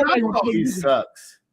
I get it, but somebody old coordinator gonna think they can do something. But they ain't gonna just flat release him. They gonna trade him. Man, he sucks. I would take Daniel Jones over. They overpicked for him. He was 6. Who would you rather have, Daniel Jones or Brock Purdy? Yeah, say Brock Purdy. You have Brock Purdy. I mean, what he do? But hold up. Brock Purdy got a lot of weapons, though. Brock Purdy got a lot of weapons. We do that much better though than Jones with the weapons they have over there. Like we saying that. I mean, but what's there? I probably would go Jones, but I don't know, man. Honestly, I don't think the quarterback with what they got there. I'm not trying to be disrespectful. I don't think the quarterback would matter there with what they have right now. Unless Saquon just being old Saquon, like unless Saquon being rookie Saquon, then with what they have right now in place, I don't think it matters what quarterback you put there right now. It's bad. O-line, I'm talking about O-line play, receivers. I don't think it matters right now what quarterback you put. Which is crazy because they don't they have Andrew Thomas was a left tackle. He was a high pick. He hurt right now. He hurt right now. He's been out the last 3 games. Yeah, he wasn't there yesterday. That's Neil was out there. I mean, the other dude Neil was out there, but he was getting blown up. I mean, you're getting sacked 10 times by the Seahawks. Seahawks had like 5 sacks coming into that game. Seahawks ain't got no Pro Bowl in the front 7 outside of Wagner. And Wagner don't blitz like that. So I'm like, up front, who do they have that's been to the Pro Bowl the last 5 years like that? I gotta think and look back. I'm like, come on, man. What team gets he? I thought the Commanders got blitzed. The Giants gave up 11 sacks. The Seahawks went from 5 to 16, tied for first. Yeah, that's crazy. 5 in That's 3 crazy. games. Man, cut it out. That's Man. crazy, man. And then they got the Dolphins. And they got the Dolphins at home after the Dolphins just suffered that loss. Yeah, they were pissed off. And then the Bills who rolling. I'm starting all my dogs. Who might be pissed off? Hold up. Who might be pissed off depending on what they do with Jacksonville. And that game's over in London, so they gotta wake up early. I mean, not wake up, but they gotta. Well, yep, it's like London. 9:30. Yeah, I'll be there. 9:30 London game. Jags versus Bills. Are they putting that thing on ESPN Plus again? They doing that? Nah, it's on NFL Network this time. Did y'all watch that Disney Plus thing? Nah. I was thinking about logging into it. I watched it. The Toy Story joint. They said it was very accurate. It was accurate, but it was glitchy. It was like buggy, and it was just all over the place at times. Like they would show the guy, like when can't remember who it was, caught the ball, and then the ball got knocked out of his hand, or he caught it out the back of the end zone. It's like on the Toy Story thing, it just hit his hands and the ball dropped. But in reality, he actually caught the ball, but he just got pushed out the back of the end zone. Yeah. So, that was Drake London. When Drake London got pushed out the back of the end zone, it just wasn't. Yeah. It was cool though. They had like the claw come down, spot the ball. You know, like the claw game that you play. Yeah, they had that. It was cool. It was just okay. Everything mimicked the real game. They said it was pretty accurate. It was pretty accurate for the most part. And then they had like Booger McFarlane was teaching teaching the game of football basically. So to like kids or something like that. It was like, this is what a Holden is or whatever it is. This is what, stuff like that. Oh, for real? Yeah. So it was cool. That's what's up, Next time that option comes up, I'm gonna watch it. They might do it again. I don't know. I like doing stuff like that. They did the slime thing last year, and then they did the toy thing this year. It was a decent watch. Yeah, they're gonna. I didn't watch the whole time, but it was pretty cool. Mo, tell us about your college football, man. Top 4 rankings. Oh man. Listen, until they go down, they were in a war. They were in a dogfight. But until they go down, I'm still for Georgia number 1. Texas is ascending, but I just can't do it until they lose. I'm still gonna go. Georgia number 1. I'm gonna go with they got a big time game, physical game versus Kentucky. Shout out to Georgia hasn't played nobody. Nah, but they Kentucky can match them physically. Like they Mark Stoops has done an amazing job with that program. They beat Florida for 3 straight years for the first time since the early 50s. Okay. I don't care how down Florida is. That's still a big time feat for a program like Kentucky to beat Florida 3 straight years. Yeah. That's pretty. Back in the Florida used to be a powerhouse. Their lead quarterback and their lead running back is transfer portal people. Dude had I think 280 yards rushing. Jeez, so you thinking Kentucky might win? I think they got a shot. I don't see them getting blown out. That would shake up. That would shake up. That would shake some stuff up. That'd be a huge upset. They got Texas at 2. We know they got the big Red River Shootout rivalry this weekend with Oklahoma. That's gonna be a big time game. Brent Venables has turned that program around from last year. The defense is playing lights out. Last year the defense was just horrendous. Like they're better this year. I got Florida State. I have Florida State at 3. Okay. I'm gonna go Ohio State at 4. Big time game. No Michigan. My bad. My bad. My bad. I'm gonna slide Michigan. My bad, Harbaugh. I'm gonna slide Michigan at 3. They haven't played nobody. They ain't played nobody yet so far. They don't play nobody till November. Outside of Penn State, Ohio State. Penn State, Ohio State, and Maryland. Depending on how we looking come November, they don't play nobody, man. It's just ridiculous. Maryland is playing good. Yeah, Maryland's playing Ohio State this weekend, 5-0 versus 5-0. It'll be on big noon. I'm hoping if we can, and I know it's a hard thing to do. If we contain the receivers, we got a chance. I think if we contain the receivers, but if we let the receivers get loose, if we can rattle that quarterback, he's shown that he get a little erratic. I think we got a shot. But if we get into a shootout with this team, we in trouble. But yeah. So right under that, I'm gonna go Florida State right under there, and Pitt State ascending. USC scares me. I get it, Colorado fights, but that defense second half, nah, like that. If you talking about winning national championship, I'm sorry. I'm sorry. They offense is national championship caliber, but if they don't fix something with that defense, forget national championship. They might even get out of that division. They might even get out of Pac-12 if they defense on. Like you still talking about, you still got to play Oregon. You still got to play Washington, who some people saying right now that Washington's quarterback is playing the best of any quarterback in college football right now. Michael Penix. Yeah, they said he's gonna be he's rising in the draft, brother. Like, so Caleb is right now. I see Caleb Williams going to the Bears, and then they draft Marvin Harrison Jr. I keep saying that, yo. I keep saying that. But they're gonna end up doing that, and either they're gonna hire somebody like Bob Johnson or Eric Bieniemy. I know it sounds crazy though. I know it sounds crazy, but as other teams knock each other off, Alabama not out of this. You say it for real? Alabama not out of it. They still think about it. The more Texas wins, it makes Texas look good, but it helps Alabama, especially if they beat Texas A&M this weekend. They just beat Ole Miss, who just beat LSU. They still got to play LSU. LSU got 2 losses, right? Yeah, LSU got 2 losses now. Jeez. Yeah, you thought they was gonna be in the battle for the college football playoff. They got 2 losses now. 2 losses. Yeah, Ole Miss beat them. So if Alabama can get Texas A&M and run the table, and then who knows, once you get the SEC championship game, man, they because Alabama, if they only got 1 loss, and that 1 loss is Texas, they might get at a pass. They might. Especially if they win the SEC. Think about it. If they win the SEC, if they beat Georgia, they're going to put them in. They're going to put them in there. They're going to have to. If they got 1 loss. The 1 loss to Texas. Yeah. In the SEC championship, you kind of got to put them in there, right? Especially if Georgia undefeated. They lost to Texas. Yeah.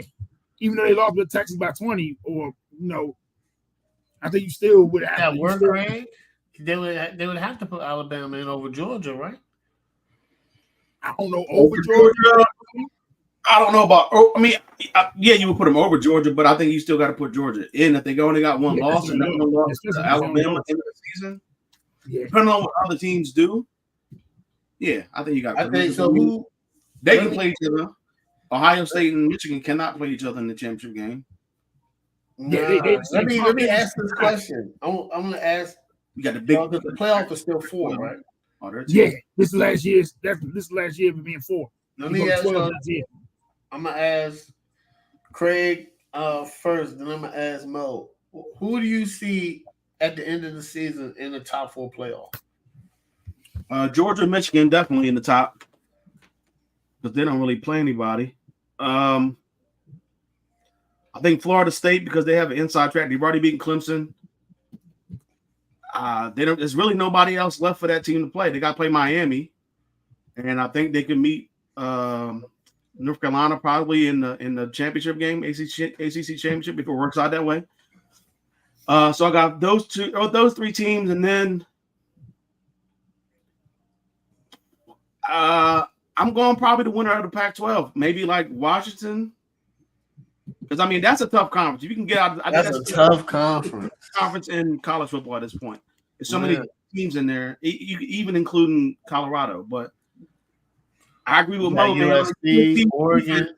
USC's defense is just not championship caliber at this point. Their offense is really good. Caleb Williams has 6 touchdown passes, but that defense, man, they can't stop anybody.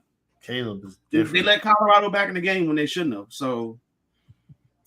I don't know, man. I like Washington at this point. It was a tough loss for Utah last week against Oregon State, but I don't know, man. Somebody's got to win that Pac-12. So I'm going with Washington. Yeah. Washington's been balling. So your four teams At this are point. Georgia, Michigan, Florida State, Michigan. You said Florida State, Washington, and who else? Washington, Florida State. At this point, I mean, I'm still holding out for Texas. Got it. Washington, Florida State. Okay. I'm saying I gotta see what Texas is right there with me though. Okay. Mo, who at the end of the season, who gonna be your top four? Who making the playoffs, man? So I'm gonna go with Georgia, Texas, Florida State, and I'm gonna go either Michigan or Ohio State, whoever wins the game. You think Florida State gonna do it? I think that Clemson game showed me something. One run roadblock to look out for could be the Duke game. Another one could be Miami. Miami's very improved. I think that could be two potential more roadblocks for them. But I think they're gonna do it. I think we're gonna get Georgia. I want to see a Pac-12 team in. I just think, and shout out to Greg McElroy with everyday college football. I think he said a good point. They're gonna beat each other up. They're gonna cause each other to miss because there's so many good teams in that league. Somebody gonna beat up somebody, and then somebody gonna beat somebody else. So it's like at the end of the day, would they allow a one-loss Pac-12 team in here, depending on how the other team's records are? Like that would be the argument. So I don't know. I think the team in the driver's seat could be Oregon looks good. Oregon looks good. USC, Washington, it depends on when they play each other. I gotta look up when they all gonna play each other. But matter of fact, I think Oregon plays Washington next week. Not this week, but next week. Okay. I think Oregon plays Washington. That's gonna be a big time matchup. More than likely, college game day will probably be at one of these sites, so that'd be a top 10 matchup. So I think that once that game happens, that dominoes will start to fall. We can start to really see, who gonna come out of this. But USC is just their defense. If their defense show more consistency, I would easily say them in the college football playoff because their offense can go with anybody. Their offense can bang. They stretch you out. They can run the ball now. They got a freshman. I don't think he played the other day, but man, he can flat out ball. Branch. I think his last name is Branch. Jerry Rice's son can flat out ball. He transferred from Colorado. He balled out. So they got weapons, and then Caleb Williams. He can create out of nothing. He can make something out of nothing. So it's like, but that defense though, I think that defense could put a lot of pressure on him that sometimes you don't want to have. You know what I'm saying? Mm-hmm. That's interesting, man. I probably got Michigan, Georgia, probably Washington. I ain't gonna lie, Mo. The Florida State looks interesting though. The problem will be though, Michigan can't afford to lose a game only because they'll have Ohio State on the back end, and then they gotta win out. They still can win the Big Ten championship with that one loss, and still be good enough because it's still the committee. They value conference champions. Yeah. So if you got a one-loss Michigan team who wins that conference third straight year, they'll probably give them a pass, depending on who they lose to. It probably had to be like a Penn State or Maryland. I don't know. They might run the table. Okay. Michigan got a good team this year, man. Yeah, I'm hoping Maryland gives Ohio State a run, man. Be on big news Saturday, man. You gotta stop Marvin Harrison Jr. Man, Lord mercy. And then they got another dude too. There's another dude they got, man. Dude can go. They're talking about he's the second pick in the draft. Anyway, Mo, let's get to my favorite segment. Who you got? Oh man, we changed one. Okay. Instead of the Ravens and the Steelers, we got the Texans versus Falcons. Okay. Yeah. Matter of fact, I'm gonna start off with you. Jags versus Bills. Who you got? Coaching. I'm gonna go McDermott. Overall body of work. The team is coming along well, gelling offensively. I know some people had some doubts last year and about when Dayball left, but they're starting to pick up their steam through all the offseason stuff. People was talking about issues in the house. So I'm gonna go with McDermott. Offensively, I'm gonna go Buffalo. I mean, Jags. If you asked me in the beginning of the year this question, I'd have said the Jags. But looking at the Jags offer right now, it's not what we expected yet. ETN hasn't gotten rolling. the big plays that we normally expect that we expected this year from the Jags has not been there. But what's the name? The running game for Buffalo's picking up James Cook. They got another back that they rotate in there, and then the passing game, you add in the 2 tight ends, Gabe Davis, of course Diggs. It's just overall attack that's been humming. Defensively, I'm gonna still go Bills. It is. You know what? Now I only reason I'm about to change this is I'm gonna go Jags because White got injured. He out for the year. That's the only reason I'm changing this. But that's the only reason I'm changing this because of that. So I'm gonna say Jacksonville. I mean, I think it has to come together, but Jacksonville's been trying to keep them, going despite the offensive woes. So I'm gonna go Jacksonville in this game. This I want to say kind of tough for me only because I feel like Jacksonville needs this one. They need that signature one to kind of say we're here. We're not a fluke from last season. But I just with their offensive woes right now, unless they really surprise me right now, Buffalo's humming, and I think they see that the time is now to kind of show that they're the kind of kings of this AFC right now. They're kind of running things right now. So I'm gonna go Buffalo in a real close game. I'm gonna go Buffalo 27-24. All right, Craig, Jags versus Bills. Who you got? For the coach, I'm going McDermott. Peterson's obviously that loss to the Chiefs. Okay, it's the Chiefs, but then you lose to the Texans and you get blown out by the Texans. Yep. I mean, at home, I just don't know. I can't shake that one off, especially how I thought, and like a lot of people thought that the Texans were going to be bad and the Jags were going to be just easily running away with this division. They're not. But they're sitting at 2-2 right now, so it's the NFL. So offense, I'm going with the Bills. I like the Jags offense. They have some weapons there. Zay Jones is still hurt. I think he might be able to come back this week. I'm not sure. They got a tight end, Everett Ingram. They got Travis Etienne. I like him. Calvin really got a case of the drops, but he can still produce. Same thing with Christian Kirk. A lot of people thought he was overpaid, including myself. Kind of still think he's overpaid, but he's actually a bad wide receiver, especially not a bad number 2. But I just think the way that especially after last week with that 48-point barrage, and then you had Stephon Diggs. I think he had 3 touchdown receptions.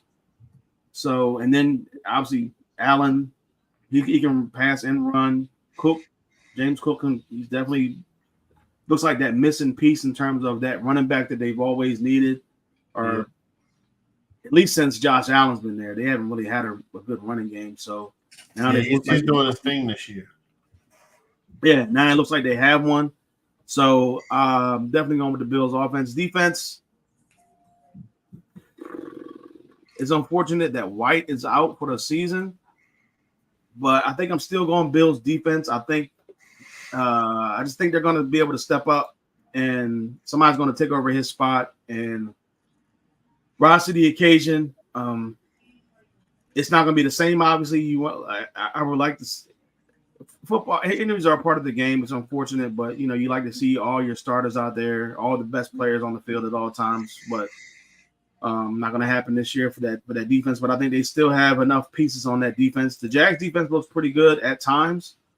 They look good against the Falcons, but that's the Falcons. They look good against the Chiefs, even in defeat. But I don't know, man. It's unfortunate, but I'm still going with the Bills defense. Games in London. It's Jags home away from home. I don't even think they left London. They just stayed over there another week. Yeah. So they they're add for these games too. They love these games. Yeah, so they're all settled in. The Bills got to come over across the pond to go over there and play them. But I think in the end, the Bills pull this one out. Could be a lot of points on the board. Both teams have the capability of having high-profile offenses. Give me the Bills 31-24. Okay. Jags versus Bills. Who you got? Coaching, I got to go McDermott. Only thing with Doug Peterson is They won a playoff game last year. They beat the Chargers. It was a great playoff game. Trevor Lawrence makes a comeback. Like Craig said, Craig, this team came into the off season and into the NFL season. There was a lot of expectations for them. They're going to run away with the division. They're going to be a high playoff seed. The first 4 games, I don't know if that's true or not. It just doesn't look like it. It doesn't look like it. They might struggle again. And if they start out slow like they did and then go to the playoffs like 9-7, it's gonna be like, is this team really that good? Picking Walker over Adrian Hutchinson was wild. Anyway, he's doing his thing in Detroit. But I'm going Sean McDermott. He had the Bills lose to Aaron Rodgers' Jets. Big opening night. They lose. Josh Allen looks crazy. They have been dominating since then. And this offense has been a juggernaut. Defense, I know they lost Tre'Davious White. I need to see more consistency from the Jags D, man. I gotta go Buffalo defense. I think they got a better defense, man, and their D line is good. Bills got good D. They got a good team, man. They got a good team, man. I'm not even gonna lie. He didn't have no playoff. I had what's that? Yeah, I had them 10-7, and now that's went up. That went up. That numbers went up. Anyway, I think the Bills. I want to pick the Jags. I think this is going to be a closer game than everybody thinks it is. I'm going with the Jags, man. I think the Jags are going to pull it out, and I think they're going to win the game. And it's going to be pretty ugly. So it's going to be 27-20 Jags. All right, I'll start out with this one, man. Texans versus Falcons. Who you got? We just added this at the end because, let's be honest, everybody's going to pick the Ravens. Steelers another team that's kind of like, what's going on? Anyway, for the head coach, I'm gonna go D'Amico Ryans, man. I'm gonna go D'Amico Ryans. I think that he's a phenomenal young head coach, man. I think the players run through a wall for him. He looks highly organized. I think he's gonna be a great coach. I think that was a great hire. When they hired him, I was like, yo, make sure he has full control. And he drafted C.J. Stroud and then traded up and got Will Anderson. Those are 2 cornerstones. They got a good young receiver core. He has that defense playing good. This is one of those teams that I'm going to next season and be like, all right, y'all need to make the playoffs. Because I think they're going to finish. I think they're going to finish with like 7-8 wins, man. Yeah, I think they're going to finish 7-8 wins. You know what I'm saying? Offense. I gotta go. Here's the crazy thing. The Falcons offense has Bijan Robinson, Drake London, and Kyle Pitts. Why are they not producing more points? I don't understand what is going on. So offense, I'm going with the Texans. And listen, we all like CJ Stroud, but he's nice. We all knew he was gonna be nice, but he's nice, man.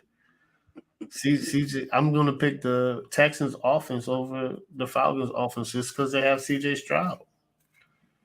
And Nico Collins is balling. They're doing their thing. Defense, I'm going to go with the Texans. Texans, sweep it up, man. But here's the thing. I like the Falcons defense, though. This is pretty close. In the words of my man Mel, it would be push. But I'm going to stick with the Texans. Defense, I think D'Amico got him playing better than a lot of people think they are. He has that team running on a well-oiled machine, man. At the end of the day, I think that this will be a close game than everybody thinks it is. but I think it's going to be on the road. I don't think Arthur Smith and Ritter. I like him, but he just does not look like an NFL starting quarterback. And unfortunately, those are two of the worst problems I have right now in the NFL. A head coach that can't open up play calls for a dynamic tight end, and a quarterback that can't make the NFL throws. That's disaster. So I'm picking the Texans in another big game.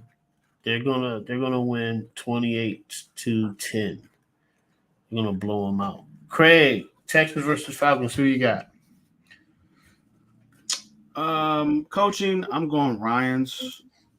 Before the season started, I thought I personally like when they're young quarterbacks. I like to have a young or not a young, but an offensive-minded head coach. Yeah, and they didn't take offensive-minded head coach. They went with a defensive guy, which is okay. I mean, the defense needed some love because they were terrible. But you're going to be picking a top quarterback most likely, and that's what they did. And they also got a top defensive guy as well. But I so far it looks like I've been wrong on this one, and the team really good. CJ Stroud's playing really well. They started out 0-2, but they picked up the last 2 weeks, and I mean he's got this team playing really, really well versus the Falcons who started out 2-0. Now they've lost 2 in a row, so both teams are going in opposite directions at this point. But I like DeMeco Ryans, man. He's proven me wrong. Got this team playing pretty well at this point. Season to the offense, and I'm going with the Texans again. CJ Stroud, I think he has 6 touchdowns, no picks, and he's like top 5 in total passing yards. So, I mean, he's just playing out of his mind right now. The team looks really, really good. On the other side, you got, like you said, man, I have no clue what's up with this Falcons team. Kyle Pitts hasn't fit in at all since he's been there with this team, going back to last season. Or he was a rookie 2 years ago, right? Or was it last season? Yeah, he balled his rookie year though. But it just wasn't like who I thought he was going to be. I thought he was going to be a much bigger cornerstone, especially since that team when he didn't have Calvin Ridley at that time. Like there was just nobody there. So I thought the offense was going to run through for the most part Kyle Pitts and make him a significant part. And he just hasn't, especially as a top 5 pick. You have to be in that offense. And to me, I thought that offense, and he just hasn't been that guy. Granted, like you said, his first season, but I think he only had like 1 or 2 touchdowns that year. So he hurt midway through the season. I mean, I think he still played all the games though, right? Either way, like he had the yardage was there, but the production everywhere else hasn't been there. He has no touchdowns this year. I think he had like 1 or 2 last year. So it's not like he's been balling out. It's unfortunate, man. It's crazy. Drake London, I had high hopes for him. He doesn't look like anything. The problem is the quarterback. They need to get. I said last week in the group, I said do they go to Heineke at this point, or will they go to whatever it is? And I think they need after this game comes up and after they lose, I think they're going to lose. They need to go to Taylor Heineke and have him go against the in the revenge game because Ritter is just not that guy. But yeah, man. Dale looks really good. The running game hasn't really been there, but CJ Stroud is pushing the ball down the field. And Robert Woods has made a big difference for this offense. Defense, I'm going Jaguars slightly just because of what they did on the road against the Jaguars. I thought the Jaguars were roll. Yeah.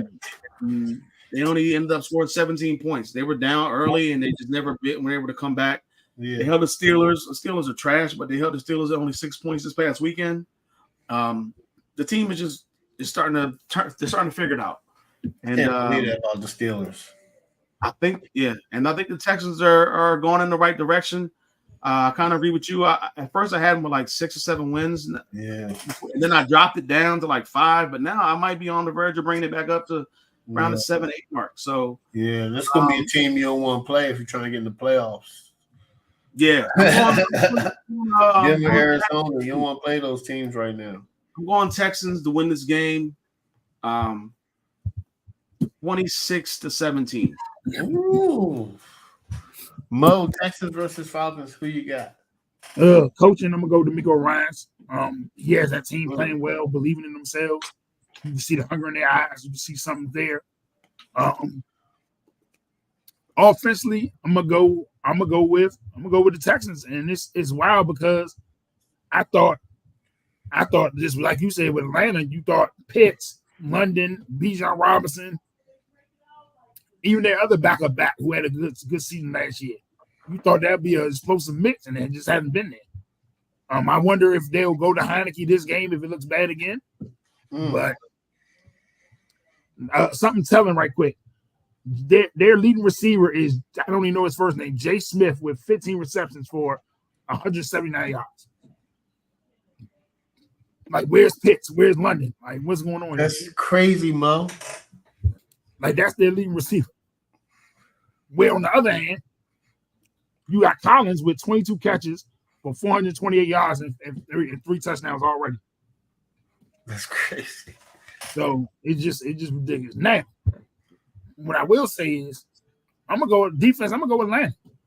I'm gonna go with Atlanta. Like, you look at it, they held Detroit at 20 points and lost by double digits. Like, at NFL level, if you hold a team under 24 points, you should not be getting beat by double digits. That's just a rule of thumb of mine at the NFL level. If you hold a team under 24 points, why are we getting blown out by double digits?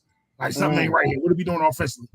Then they turn around and lost by double digits again to Jacksonville, but technically they held them to 16 points because they gave up Ritter through a pick six. Yep. So you look over the last two games, they done lost. Yeah, but they only gave up pick points. Six. Yeah. They basically gave up 36 points in the last two games, but got beat by double digits both games. Like, come on, like the offense got to help you somewhere. Because even their opening win in Carolina, they held them to 10 points. So it's like the defense is play. I know, Greg. Carolina ain't no. But even the Green Bay game, they lost 25-24. So it's like they're not giving up 30 points. They haven't given up 30 to nobody yet. They're playing solid. Not to say that Texans are not, but it's definitely a far cry from what we've seen recently from Atlanta. This game, man, I just think the Texans keep it rolling. I think the Texans keep it rolling. And I think they're because of offense. I'm gonna put this prediction out there. I think Ritter's gonna get benched. I think the Texans gonna come after him. He's gonna play out bad again. He's gonna get benched for Heineke, and I can see this being And Heineke gonna go to Pitts and Drake London. He's gonna find him the ball. He's gonna give them targets. But I'm gonna say 24.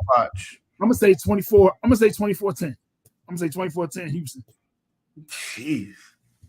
That's a good point. If Heineke go there and start them in fantasy, because he's gonna give Drake London about 15 targets. He's gonna give Kyle Penn like 10 to 12. Watch. Yeah, he gonna throw the pitch. He gonna throw the pitch in London. I'm telling you, I know Heineke. Craig, Eagles versus Rams. Who you got? Coaching, I'm going to stick with Sirianni. You know, I'm going with, I was gonna, you know what, I'm going with Sirianni. I think he's definitely got the team. He got the team at 4-0, so I can't pick against him. Despite I think McVay's team without Cooper Rush, Cooper Kupp has been playing. They've been playing pretty well. I mean, they gave up a big lead last week, but they ended up winning the game in overtime. So I mean, to get them to 2-2, but and they had a big win in the first week of the season. But it's another surprise team, bro. Yeah, I guess. I thought they were going to be pretty bad, but you know, the Eagles are surprising me too because they're not playing lights out football. But I'm going with the Eagles here. Offensively, I mean, I got to go with the Eagles. I mean, the Rams don't have their best wide receiver still. The running game looks okay now. I mean, they got rid of Cam Akers, but you know, I'm just trying to figure out who. I mean, I like Atwell and I like Pacao, his name. He's actually set the well. He's has more yards than anybody in history through the first 4 games. So he's balling out, man, and he looks really good. I like to see what's going to happen when Cooper Kupp comes back, and you have Kupp and you have him with Atwell. With Atwell and the slot, be good. Like that could be really good, especially if you get a younger quarterback in there to work with that team, and then they have the running back in there, Williams. So I mean that team could be really good. But Eagles, man, I mean, Hurts has gotten better passing the ball every single week in terms of yardage. AJ Brown, obviously, Devontae Smith. Goddard really hasn't gotten going yet, so hopefully he gets going soon, more often than not. Swift looked really good the last 2 weeks in weeks 2 and 3. Kind of got shut down last week against the Commanders, but I haven't seen Swift run like that in years. It seems like a long time. The offense looks really good defensively. I think I'm gonna still stick with the Eagles.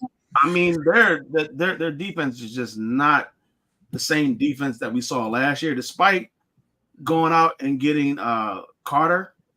And I thought they were going to be better. But I know they got a new defensive coordinator and everything like that. And it's just their defense just, I mean, they were a top 5 defense last season or something like that. They had like 80-some sacks or close to 80-some sacks last year. Like, I mean, this defense now is just, it's middle of the road, but I mean, it's just like, if you're looking at it and seeing what, like the lead that they gave up against Minnesota, and then the Commanders, I thought they were going to pull away, and then they couldn't do it, and let's let them back in the game. And I don't know, man, it's just not the same Eagles defense, but on paper, the defense looks really good. They just got to figure some things out, especially in that secondary. Yeah. But for the game, I was gonna pick this as my upset of the week, but that's the only reason why is because upset of the week pick. But in reality, I'm not picking them. I'm picking the Eagles, man. As much as I really want to pick the Rams, they got to lose some point in time, and this could be a perfect opportunity going from the East Coast to the West Coast. But I'm just not seeing it, man. Just give me the Eagles 30-20. Mo, Eagles versus Rams. Who you got? Coaching, I'm gonna go Sirianni. I know Vega has a Super Bowl ring, but I just think you gotta go with what you done for me lately. The offense, Philly. I think Swift gonna bounce back. Hurts is playing as well as you can. Hurts is starting to pick up steam. AJ Brown starting to get his stride. You haven't even gotten Goddard or Smith going yet. So once they get going, that's gonna be an issue. Defensively, I'm still gonna go Philly, even though you haven't seen the pressure and the sacks. Like you haven't seen Reddick really get off yet. You haven't seen some of the other edge rushers really get going yet. Carter, any of those get going. So it'd be interesting to see if once they get humming. And this team's still 4-0. Like we're talking about these issues, and they're still undefeated. So it's gonna be interesting to see them go. But shout out to the Rams. Offense has been moving the ball. Like I said, Cup get back with Atwater and the other rookie they got. Man, it's gonna be something to see. Because Kerwin Williams run the ball hard too. So, but yeah, like Craig said, it will be a great upset pick. Looking at all these other games Sunday, this might be the one. Like Craig said, you want East Coast to West Coast. Tough game, overtime last week. This would be the one to kind of drop. But I just see too much. If Cooper Kupp was healthy, I might have changed my pick. But I'm gonna go Philly. And I'm gonna say it's tight. But I'm gonna go Philly 31-24. Okay. Eagles versus Rams. Who you got? I don't know, man. You guys might have pushed me a little bit. We're gonna see. You might have pushed me a little bit, but the coach, I gotta go with Sirianni. He got him at 4-0, man. And AJ Brown seems happy after he blew up on the sidelines. He been getting the ball a lot more. I think that happens with great teams, though, and because him and Jalen Hurts are like best friends. People don't know that, but him and Jalen Hurts are best friends. So they'd be like they knew each other in college type stuff. You know what I'm saying? They not as soon as they got together at the Eagles. I'm talking about they knew each other in college. I don't think a lot of people knew that. But I would go with Nick Sirianni. Sean McVay is a beast. He he is just one of those coaches that is just a good coach. He's just a good coach, man. Those are hard to come by. He's a good coach. I did not think they were going to be this good. I'm gonna be honest with you. I was like, oh man, they got a lot of young guys. They're pretty competitive. They're not laying down. You know what I'm saying? Which is a testament of who their coach is, Sean McVay. Sean McVay, like, man, I'm not trying to lose. We trying to win. And he trying to win every week, and I like that. I like that. Offense, I gotta go with the Eagles, man. Jalen Hurts. They call it the tush push. I'm not calling it that. You ain't hear about that, Craig? That's right. Every station be calling it that. And Jason Kelsey was like, I'm from Philly, man. Call it brotherly shove. So they're just talking about the technique that Jalen Hurts, it's 4 for 1, and they, some people call it a rugby play. Some people don't like it, but they get first downs. Anyway, Goddard, Devontae Smith, AJ Brown, Swift is balling out, man. He's balling out. This is what we wanted to see from Swift in Detroit. But he's doing this. He's doing his thing right now. So of course I gotta go Philly. The Rams just don't have a lot, But next year, watch out. Wait till Cooper Kupp get back. Defense, I gotta go with I don't know anybody on the Rams defense besides Aaron Donald. I'm gonna be honest with you guys. That's a true thing. But these Eagles defense is giving up a lot.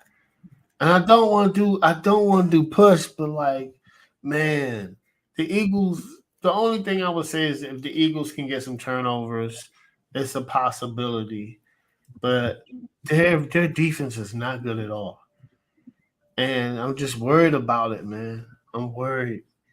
The Rams, it looks like the game is the game is in LA. I think this is a trap game. I'm going to Rams. I'm going to Rams in the shootout. 35-34. Overtime game. It's going to be a nice game. All right, Mo. Could be the game of the week. Cowboys versus 49ers. Coaching, I'm going Shanahan. It's a world body work. I'm gonna go Shanahan in that one. I think the better overall head coach and better play caller. I think I'll go Shanahan. Offensively, I'm gonna go San Fran. Just Dallas' inability to score in the red zone. San Francisco clicking on all cylinders. If you had to, I get the MVP's become a quarterback.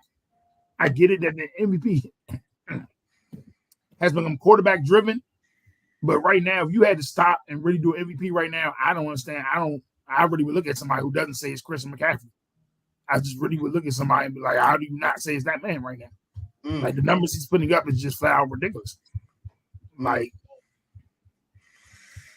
so some say the MVP is a QB award.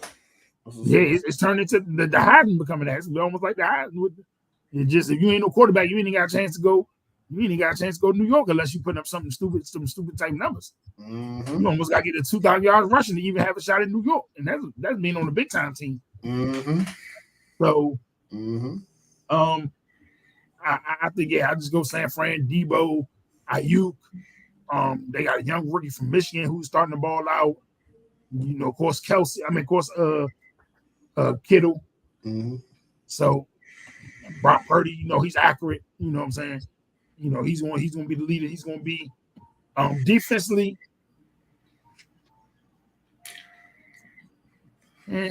Defensively, I'm still going to go San Fran. I know Dallas defense has been elite, and if what's name was on the field, Diggs on the field, I might change my mind on this one. But don't get me wrong, Dallas defense has been elite, but it has been holes in their defense that's been exposed at times. But I'm gonna go with San Fran.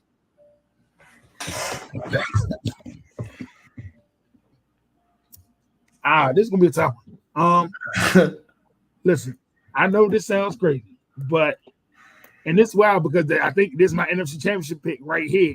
Yeah, So, they're gonna see each other again, brother. They're gonna see each other again. I don't see Dallas beating them twice. So in order not to look like a jerk and keep my stance in life or my Super Bowl pick, I'm gonna have to go San Fran this one close. Ooh, Nail biter. I'm gonna go 27-24. Craig, Cowboys versus 49ers. Who you got? Coaching, I am going with Shanahan.